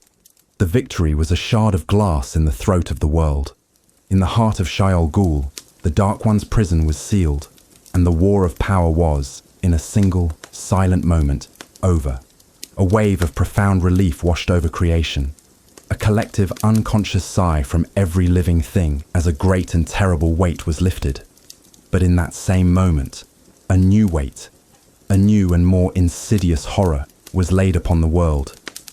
The Dark One's final, spiteful act had not been one of physical destruction, but of deep and abiding corruption. He had reached out and poisoned the wellspring of power that his enemies held most dear. Saidin, the male half of the true source, was tainted, fouled by a greasy spiritual filth that was now inseparable from its pure creative fire. For Lews Therin Telamon and the 68 surviving companions of his desperate raid, the moment of their ultimate triumph was also the moment of their absolute damnation. The clean white light of the one power that had filled the cavern and fueled their victory turned rancid in an instant. It was a sensation that no words could truly capture. For a channeler, the source was life. It was joy. It was an extension of their own soul. To feel it suddenly twist into something foul and hateful was like a devout priest feeling the holy water in his hands turn to filth. It was a violation at the deepest level of being. A wave of psychic nausea and spiritual vertigo swept through the survivors. Madness, swift and absolute, came crashing down upon them. Men who had stood unshaken before the charge of 10,000 Trollocs began screaming at shadows only they could see. Friends who had fought back to back for decades suddenly saw each other as monstrous, leering demons and lashed out with weaves of power designed to kill. The carefully constructed dome of their defense shattered into 1,000 fragments of crazed, uncontrolled energy. Lews Therin, his will a fortress of adamantium forged in 100 years of war, held on. For a few precious, horrifying seconds, his sanity remained intact. He was the conduit for the greatest amount of the power, and he felt the taint most keenly, a slick, oily poison flooding his very soul. But he saw with perfect, terrible clarity what was happening to his men. He saw Jahar Narishma, his calm, steadfast friend, clawing at his own eyes, screaming that worms were burrowing into his brain. he saw another companion, a man he had shared his last rations with only the night before, turn and incinerate the man next to him in a blast of mindless, hateful fire. The victory was a lie. Latraposi's warnings had not been caution, they had been prophecy. He had led his friends, the best men the world had left, into a trap that had destroyed their minds and damned their souls. With a final desperate act of will, Lews Therin broke the circle. He grabbed the few men who were merely stunned or weeping rather than violently insane and poured all his remaining strength into weaving a gateway. He did not know where it led, only that it led away from this pit of horrors. He stumbled through the shimmering portal, dragging the broken remnants of his command with him, leaving the other survivors to their madness in the heart of the enemy's fortress. They fled from Sheol Ghul, not as conquering heroes, but as the first carriers of a world-ending plague. The gateway ripped open in the skies above a forward command post of the light, miles from the front. Down below, the soldiers and female Aes Sedai on duty had felt the moment of victory. A cheer had gone up, a spontaneous, joyous roar that had not been heard in the world for a generation. The war was over. They had won. They looked to the skies, expecting to see the dragon and his companions return in glory. What they saw instead was a scene of terror. A handful of men tumbled from a chaotic, flickering gateway. Some were screaming. Some were laughing a high, unhinged laugh. At their center was the dragon, his face pale and slick with sweat, his eyes wide with a horror that was deeper than any war. They landed hard, and the madness that had been momentarily suppressed by the shock of travel erupted anew. One of the survivors, a powerful channeler named Garrett, immediately began to tear at the earth. He screamed that the ground was crawling with the Dark One's insects, that they had to dig down to burn the nest. The very rock beneath the command post began to heave and crack. Soldiers ran in panic as chasms opened in the ground, swallowing supply wagons and tents. The female Aes Sedai rushed forward, their faces etched with confusion and concern. They tried to reason with him, to calm him. Garrett saw them as giant spiders, his tainted mind twisting their loving faces into monstrous caricatures. He lashed out with a wave of balefire, and 3 of the women who had come to help him simply ceased to exist, their threads burned from the pattern. The plague was not confined to the survivors of the raid. The taint was now a permanent feature of saidin itself. At that very moment, across the world, every male channeler who happened to be touching the source felt the same foul corruption. In a hospital far behind the lines, a veteran healer named Rodham was mending the broken leg of a young soldier. He reached for the gentle flows of spirit and water, the delicate threads of life he had mastered over a century of practice. Suddenly, the power he drew felt slick and wrong. A voice, ancient and full of malice, whispered in the back of his mind that the soldier was faking, that he was a coward, a friend of the dark sent to spy on him. Rodham's hands, which had saved thousands of lives, clenched. The delicate weaves of healing twisted into something monstrous.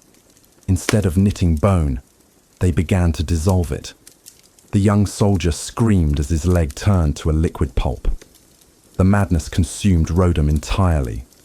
He saw everyone in the hospital tent as enemies, as liars, as creatures of the shadow. He rose, laughing, and unleashed a storm of raw power that brought the entire structure down, killing all 200 patients and staff within. In the great city of Visain, a coastal metropolis renowned for its universities and artistic communities, an Aes Sedai named Paedrin was using the One Power to help raise a new library, a symbol of the peace they had just won. He was a man of immense talent, a master of working with earth and air. As he gently lifted a multi-ton block of marble into place, the taint hit him. The clean strength of saidin became a raging, paranoid torrent in his head. He looked down at the cheering crowds below, at the men and women celebrating the end of the war, and his mind fractured. He saw them not as people, but as a writhing mass of maggots infesting his beautiful, clean city. A scream of revulsion tore from his throat. He released his delicate hold on the marble block, letting it plummet into the crowd below. But that was not enough. He had to cleanse the city, He had to wash the filth away. He reached for the ocean. Drawing on more power than he had ever used in his life, he began to pull the sea itself, raising a colossal wave, a mountain of water that blotted out the sun. The people of Vicenne had only a moment to look up in terror before their city, their new library, and all their hopes for the future were scoured from the face of the earth. This scene of horror was repeated in 1,000 different ways, in every corner of the world. Men who had been heroes only moments before became monsters. Husbands turned on wives, fathers on children. The power that had built their perfect world was now being used to tear it apart in a random, insane frenzy. The female Aes Sedai and the general population were thrown into a state of utter confusion and terror. The war was over, but a new, more horrifying conflict had just begun. This was not a war against an external enemy, but against their own people, against their own heroes. They tried to reason with the men, to help them, but there was no reasoning with a mind that had been fundamentally broken. The only solution, the only way to stop a mad channeler who could level a city with a thought, was to kill them, or to sever them from the source, a process they called gentling. It was a heartbreaking, horrific task. Women were forced to hunt down and destroy the very men they had fought alongside, the men they loved. The army of the light, the only force of order left in the world, was forced to turn on itself. Lews Therin Telamon saw all of this. He had fled the initial chaos at the command post and made his way home, to his family estate near Paran Dusan. He was still holding on, his mind a battlefield where his iron will fought a losing war against the encroaching madness of the taint. He knew, on a rational level, that what he felt was a lie, a product of the corruption. But the feelings were so real, so powerful. The whispers in his head told him he had failed, that he had doomed the world, that everyone knew it. They told him that his wife, Ileana, secretly blamed him, that she was in league with Latraposi, that they were plotting to have him gentled and seize power for themselves. He would look at her beautiful, loving face, and for a moment he would see a sneer.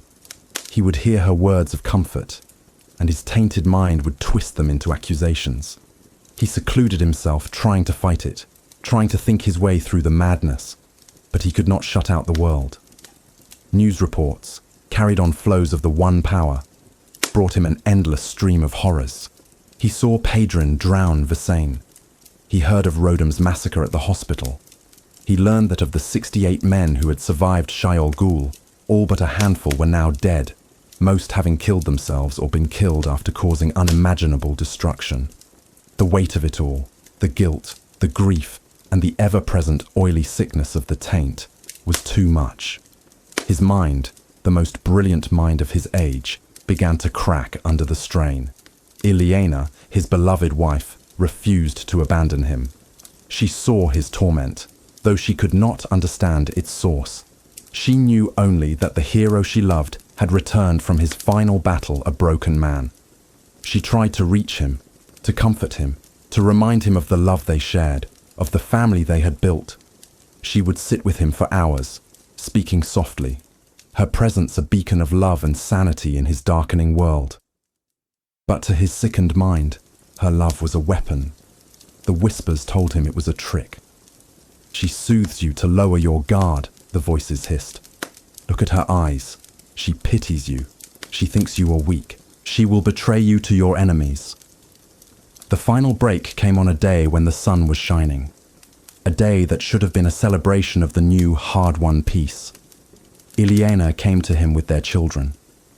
She thought that seeing them, the beautiful life they had created together, would remind him of what he had fought for, that it would pull him back from the brink. It did the opposite. Lews. Therin looked at his children, their innocent faces full of love for their father, and his mind shattered completely. The taint showed him a horrifying vision. He saw the Forsaken coming for them. He saw Semirhage with her instruments of torture, Demandred with his burning hatred. The whispers screamed in his head. They will take them. They will use them to break you. You cannot protect them. The only way to save them from the shadow is to send them to the light. In his madness, this twisted logic was the only thing that made sense. To save his family from the unspeakable agony that the shadow would inflict, he had to kill them himself. It was an act of love, an act of protection. He, the dragon, would shield them from suffering in the only way he had left. He reached for Sidene, and the pure, tainted power flooded him. He looked at his beautiful wife, his beloved children, and he smiled a gentle, insane smile. "I love you," he whispered. And then he killed them all. He did not use a simple, clean weave. The power that erupted from him was a storm of grief and madness, an explosion of love and hate so vast that it annihilated his home, his family, and left a scar on the world that would be visible for 10,000 years. For a moment after the act, a single, terrible moment of pure lucidity, the madness receded. He stood in the smoking crater that had been his home, surrounded by the echoes of the family he had just erased from existence. He saw what he had done, what he had. He saw Ilyena's face in his mind, her loving eyes filled with confusion and terror in her final moments. He remembered the sound of his children's laughter. The name he had been given in triumph, the dragon, was now a curse. He had a new name now, a name that would be whispered in horror for all time: Kinslayer.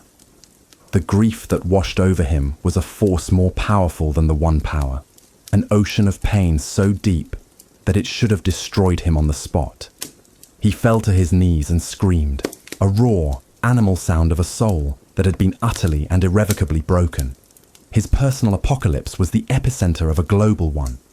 The event that would be known as the breaking of the world had begun. With the dragon, the most powerful and rational of the male Aes Sedai, now lost to a madness beyond recovery, the last restraints were gone. The remaining thousands of male channelers across the world, each with the power to reshape the earth, were now unhinged engines of chaos. Their madness took many forms. Some, like Lews Therin, were consumed by paranoia and saw enemies everywhere. Others fell into a deep depression, their grief at the loss of their own minds so profound that they tried to unmake the world that had betrayed them. Still others found a kind of manic, childlike joy in their power, treating the world as their personal sandbox, with no concept of the consequences. In a region that had been flat plains, a male Aes Sedai, once a gentle scholar of geology, was suddenly gripped by a terrifying agoraphobia.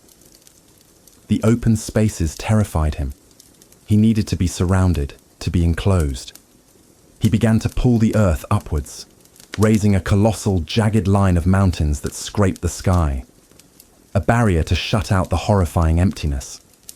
This act of insane creation took weeks, and it shattered the tectonic plates of the continent. Earthquakes leveled cities 1,000 miles away. This new mountain range would one day be known as the spine of the world. Another channeler, a man who had loved the sea, was driven mad by the belief that a great evil lurked in its depths. He decided he had to boil it away, to sterilize the world's oceans. He stood on the coast and poured unimaginable heat into the water. The sea for miles around him began to hiss and steam, then to boil with furious intensity, killing all life within it. The vast clouds of steam were thrown into the atmosphere, creating a superstorm that raged for a year, flooding what was left of the lowlands and altering the world's climate forever. A continent was torn in two by two mad channelers who had once been brothers. In their insanity, they saw each other as the ultimate evil and engaged in a duel that lasted for a month. The power they unleashed was so great that the very crust of the earth could not withstand it. The land between them cracked, split, and was finally filled by the boiling sea, creating a new ocean and separating the two halves of the continent for all time. This was the breaking. It was not an act of war. It was the planet itself being torn apart by the random, purposeless, and godlike power of its own protectors. The female Aes Sedai fought back, a desperate, losing battle against the tide of chaos. They organized themselves into hunting parties, tracking down the madmen and trying to gentle or kill them. These were heartbreaking encounters. They were fighting men they had known their whole lives, men who were not evil, but sick. But there was no time for pity. To hesitate was to risk the destruction of another city, another region, another piece of the dying world. They became hard, ruthless, their only goal to preserve some fragment of civilization from the storm. The Ogier, seeing the world of humans tear itself apart, fled to their hidden steading, the only places of peace and sanity left, sealing their gates and vowing never to leave again. The breaking raged for centuries, a long, slow, grinding destruction. But its most violent and definitive act was yet to come. As Lews Therin knelt in the ashes of his family, lost in a grief beyond madness, a figure appeared before him. It was Ishmael. Somehow, the betrayer of hope had escaped the sealing of the bore. Or perhaps he was never fully trapped by it. He looked down at the broken dragon, and there was no triumph in his eyes, only a cold, philosophical certainty. He was not there to kill Lews Therin. He was there to deliver the final, most cruel lesson. He reached out, not with the one power, but with the true power, and he did something unexpected. He healed Lews Therin's mind. He burned away the taint, cleansed the madness, and for the first time since the raid on Shayol Ghul, Lews Therin Telamon was completely and utterly sane. Ishmael gave him the gift of perfect clarity so that he could fully appreciate the consequences of his actions.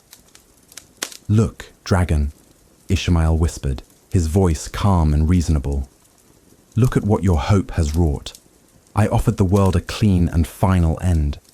You offered them this, an age of screaming madness, a world broken by its own saviors. You did not save them, Lews Therin. You have only prolonged their agony. Your victory is a failure more profound than any defeat I could have ever engineered." And Lews Therin looked. Ishmael let him see, letting his mind touch the chaos that was consuming the globe. He saw the mountains rising, the seas boiling, the cities sinking beneath the waves. He saw the women hunting the men. He saw the fear and the fire and the end of everything he had ever loved. And he knew that Ishmael was right.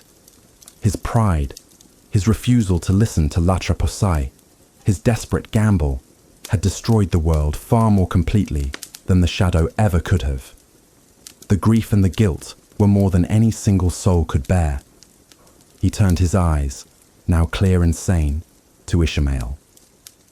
But he felt no hatred. He felt nothing but a vast, empty despair. He knew what he had to do. He reached for Sidon one last time. He did not try to fight Ishmael. He simply drew on the one power, embracing the filth of the taint, willingly now, accepting it as his punishment. He drew more than he had at Shayol Ghul, more than any human had ever been meant to channel. He pulled all of it into himself, a suicidal torrent of unimaginable force. "Thank you," he said to Ishmael, and then he unleashed the power, not outwards, but inwards. In a final terrible act of penance, he annihilated himself. The resulting explosion was a cataclysm. The very ground for miles around was vaporized, and in its place, a single, massive mountain was thrust towards the sky. A jagged peak with a plume of smoke rising from its top. It was a funeral pyre, a monument, and a warning. It would forever be known as Dragon Mount. The dragon was dead. The war of power was over. The age of legends was a shattered memory. The breaking would continue, the death throes of a poisoned world. But the great hero, the great kinslayer, the savior and the destroyer of the world, was gone, leaving behind only a legacy of grief and a world broken beyond repair. Part 7, Legacy of Ash and Prophecy. The dragon was dead. The man who had been the world's greatest hero and its most horrific destroyer had paid the ultimate price for his victory and his sin, erasing himself in a final, cataclysmic act of penance that raised a mountain as his tombstone. But his death was not an end. It was merely a turning point in a catastrophe that was still unfolding. The war of power was over, the Dark One was sealed, and the Forsaken were bound. Yet the world was not at peace. It was in the grips of a new chaotic war, a war against itself. The breaking of the world did not end with the death of the dragon. It had simply lost its most powerful protagonist.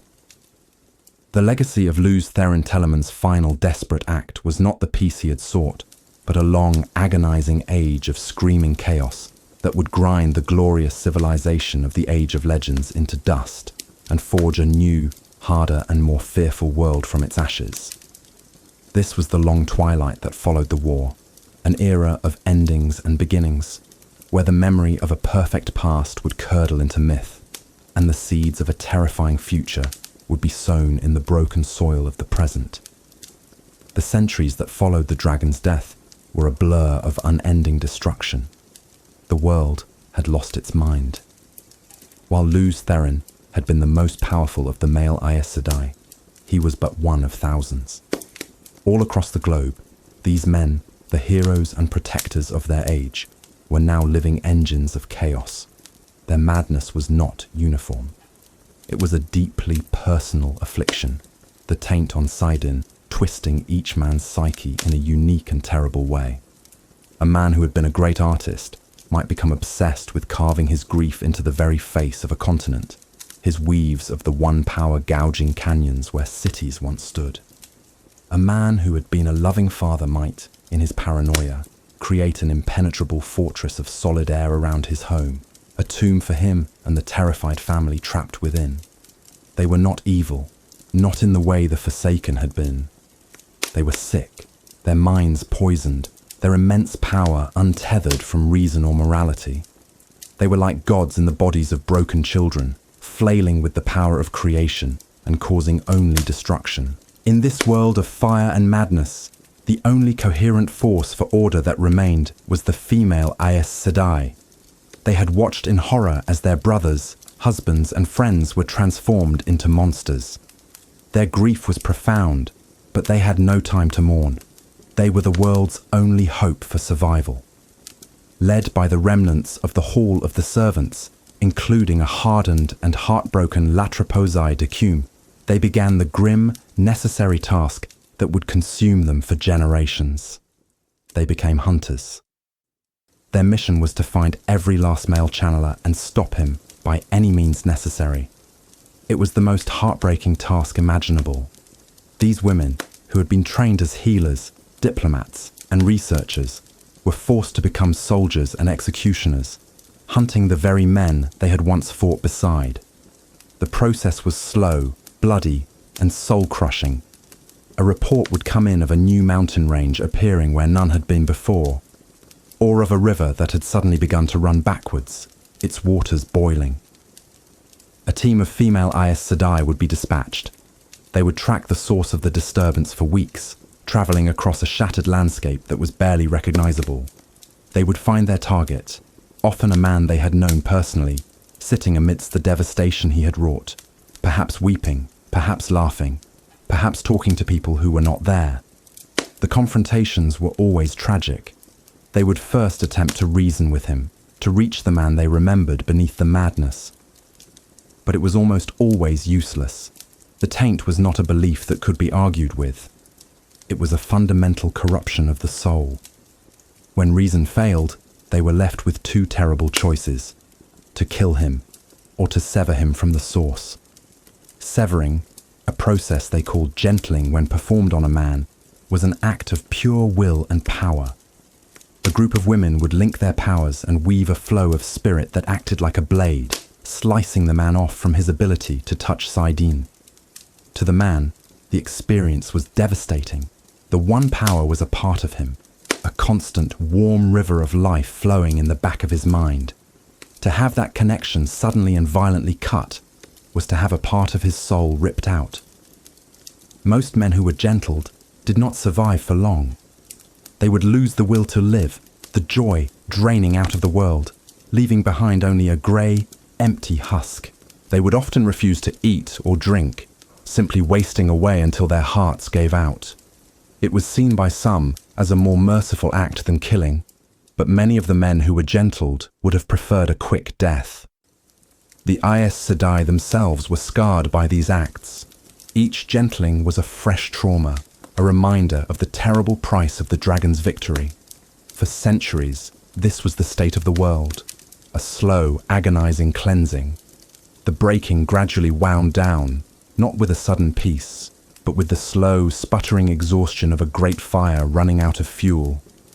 One by one, the last of the male channelers of the Age of Legends died, or were gentled. The earthquakes became less frequent. The magically induced storms finally blew themselves out. The land began to settle into its new, tortured shapes. The population of the world had been decimated. Perhaps as little as 1 in 100 people had survived the combined horrors of the war of power and the breaking that followed. The survivors were scattered, living in small fortified towns or as nomadic tribes, scratching out a living in a world that was both alien and hostile. The great cities of the Age of Legends were gone, either vaporized, drowned, or simply crumbled into ruins that were reclaimed by a mutated and angry nature. All the knowledge of that wondrous age was lost. The science, the medicine, the art, the philosophy, all of it vanished with the people who had understood it. The complex ter'angreal and sa'angreal, the items of the power, became mysterious relics whose purposes were forgotten. A jo-car, once a common form of transport, might be found half buried in the mud, and the people who found it would have no idea what it was, perhaps worshipping it as the shrine of some forgotten god. The world had been thrown back into a dark age, a brutal, primitive existence haunted by the ghosts of a paradise that no one could remember how to rebuild. The single greatest loss was in the one power itself. The female Aes Sedai who survived were the keepers of the flame, but they were a fraction of the number there had been, and they only held half of the knowledge. Countless weaves, especially the complex ones that required both Sidin and Saidar working in concert, were lost forever. The great feats of the Age of Legends, like traveling, became the stuff of myth, abilities that no living Aes Sedai knew how to perform. In this new harsh world, the memory of the past began to change. History became legend, and legend became myth. The war of power was too vast, too complex a catastrophe for the traumatized survivors to remember accurately. It was simplified, turned into a bedtime story, a morality tale. The Dark One, Shaitan, became the name for the ultimate evil, a figure like the devil.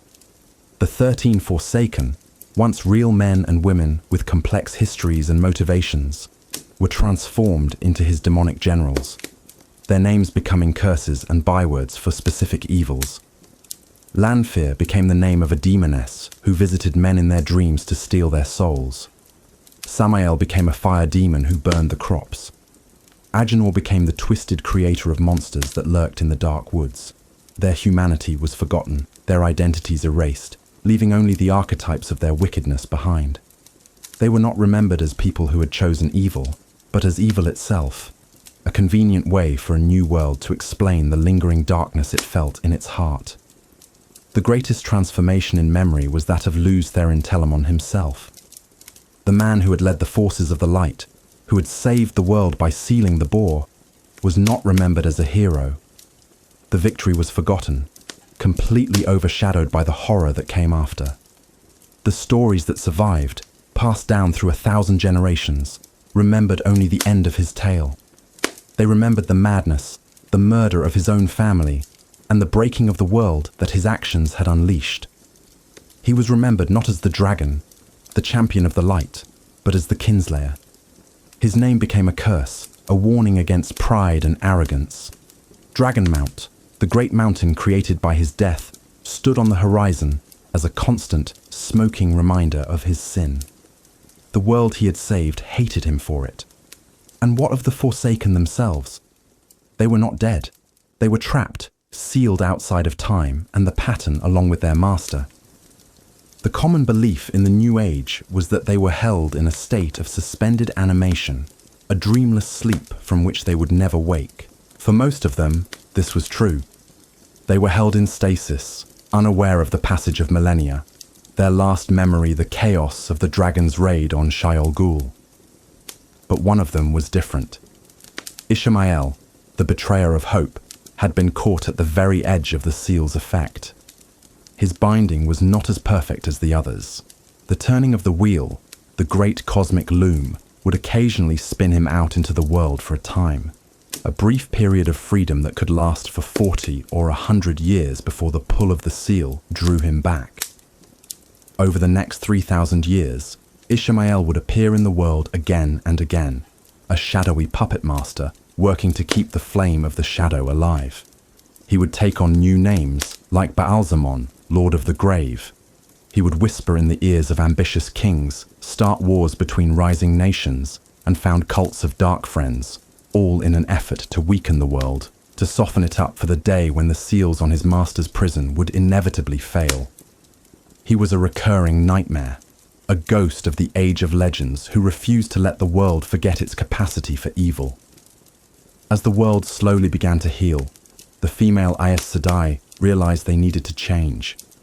Their old way of life, their role as benevolent guides in a peaceful world, was gone forever.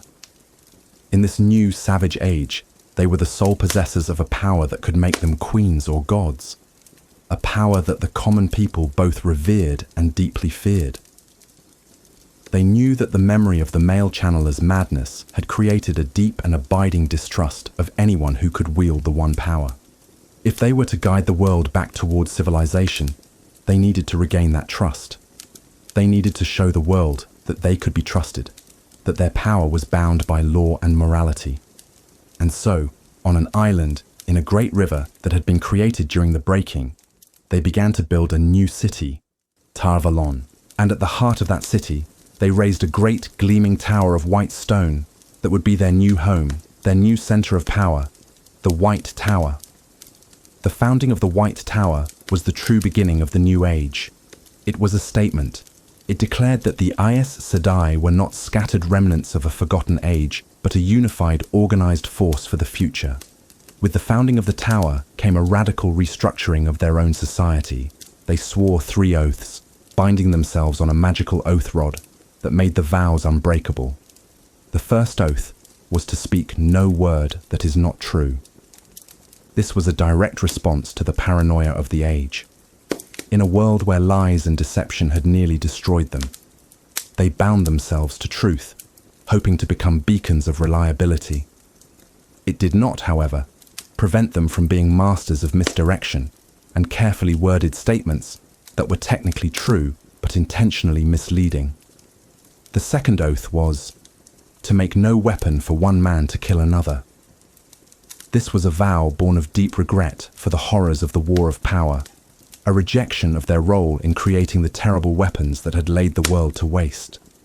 The third and final oath was to never use the one power as a weapon except against Shadowspawn, or in the last defense of her own life, or that of her warder, or her sister Aes Sedai.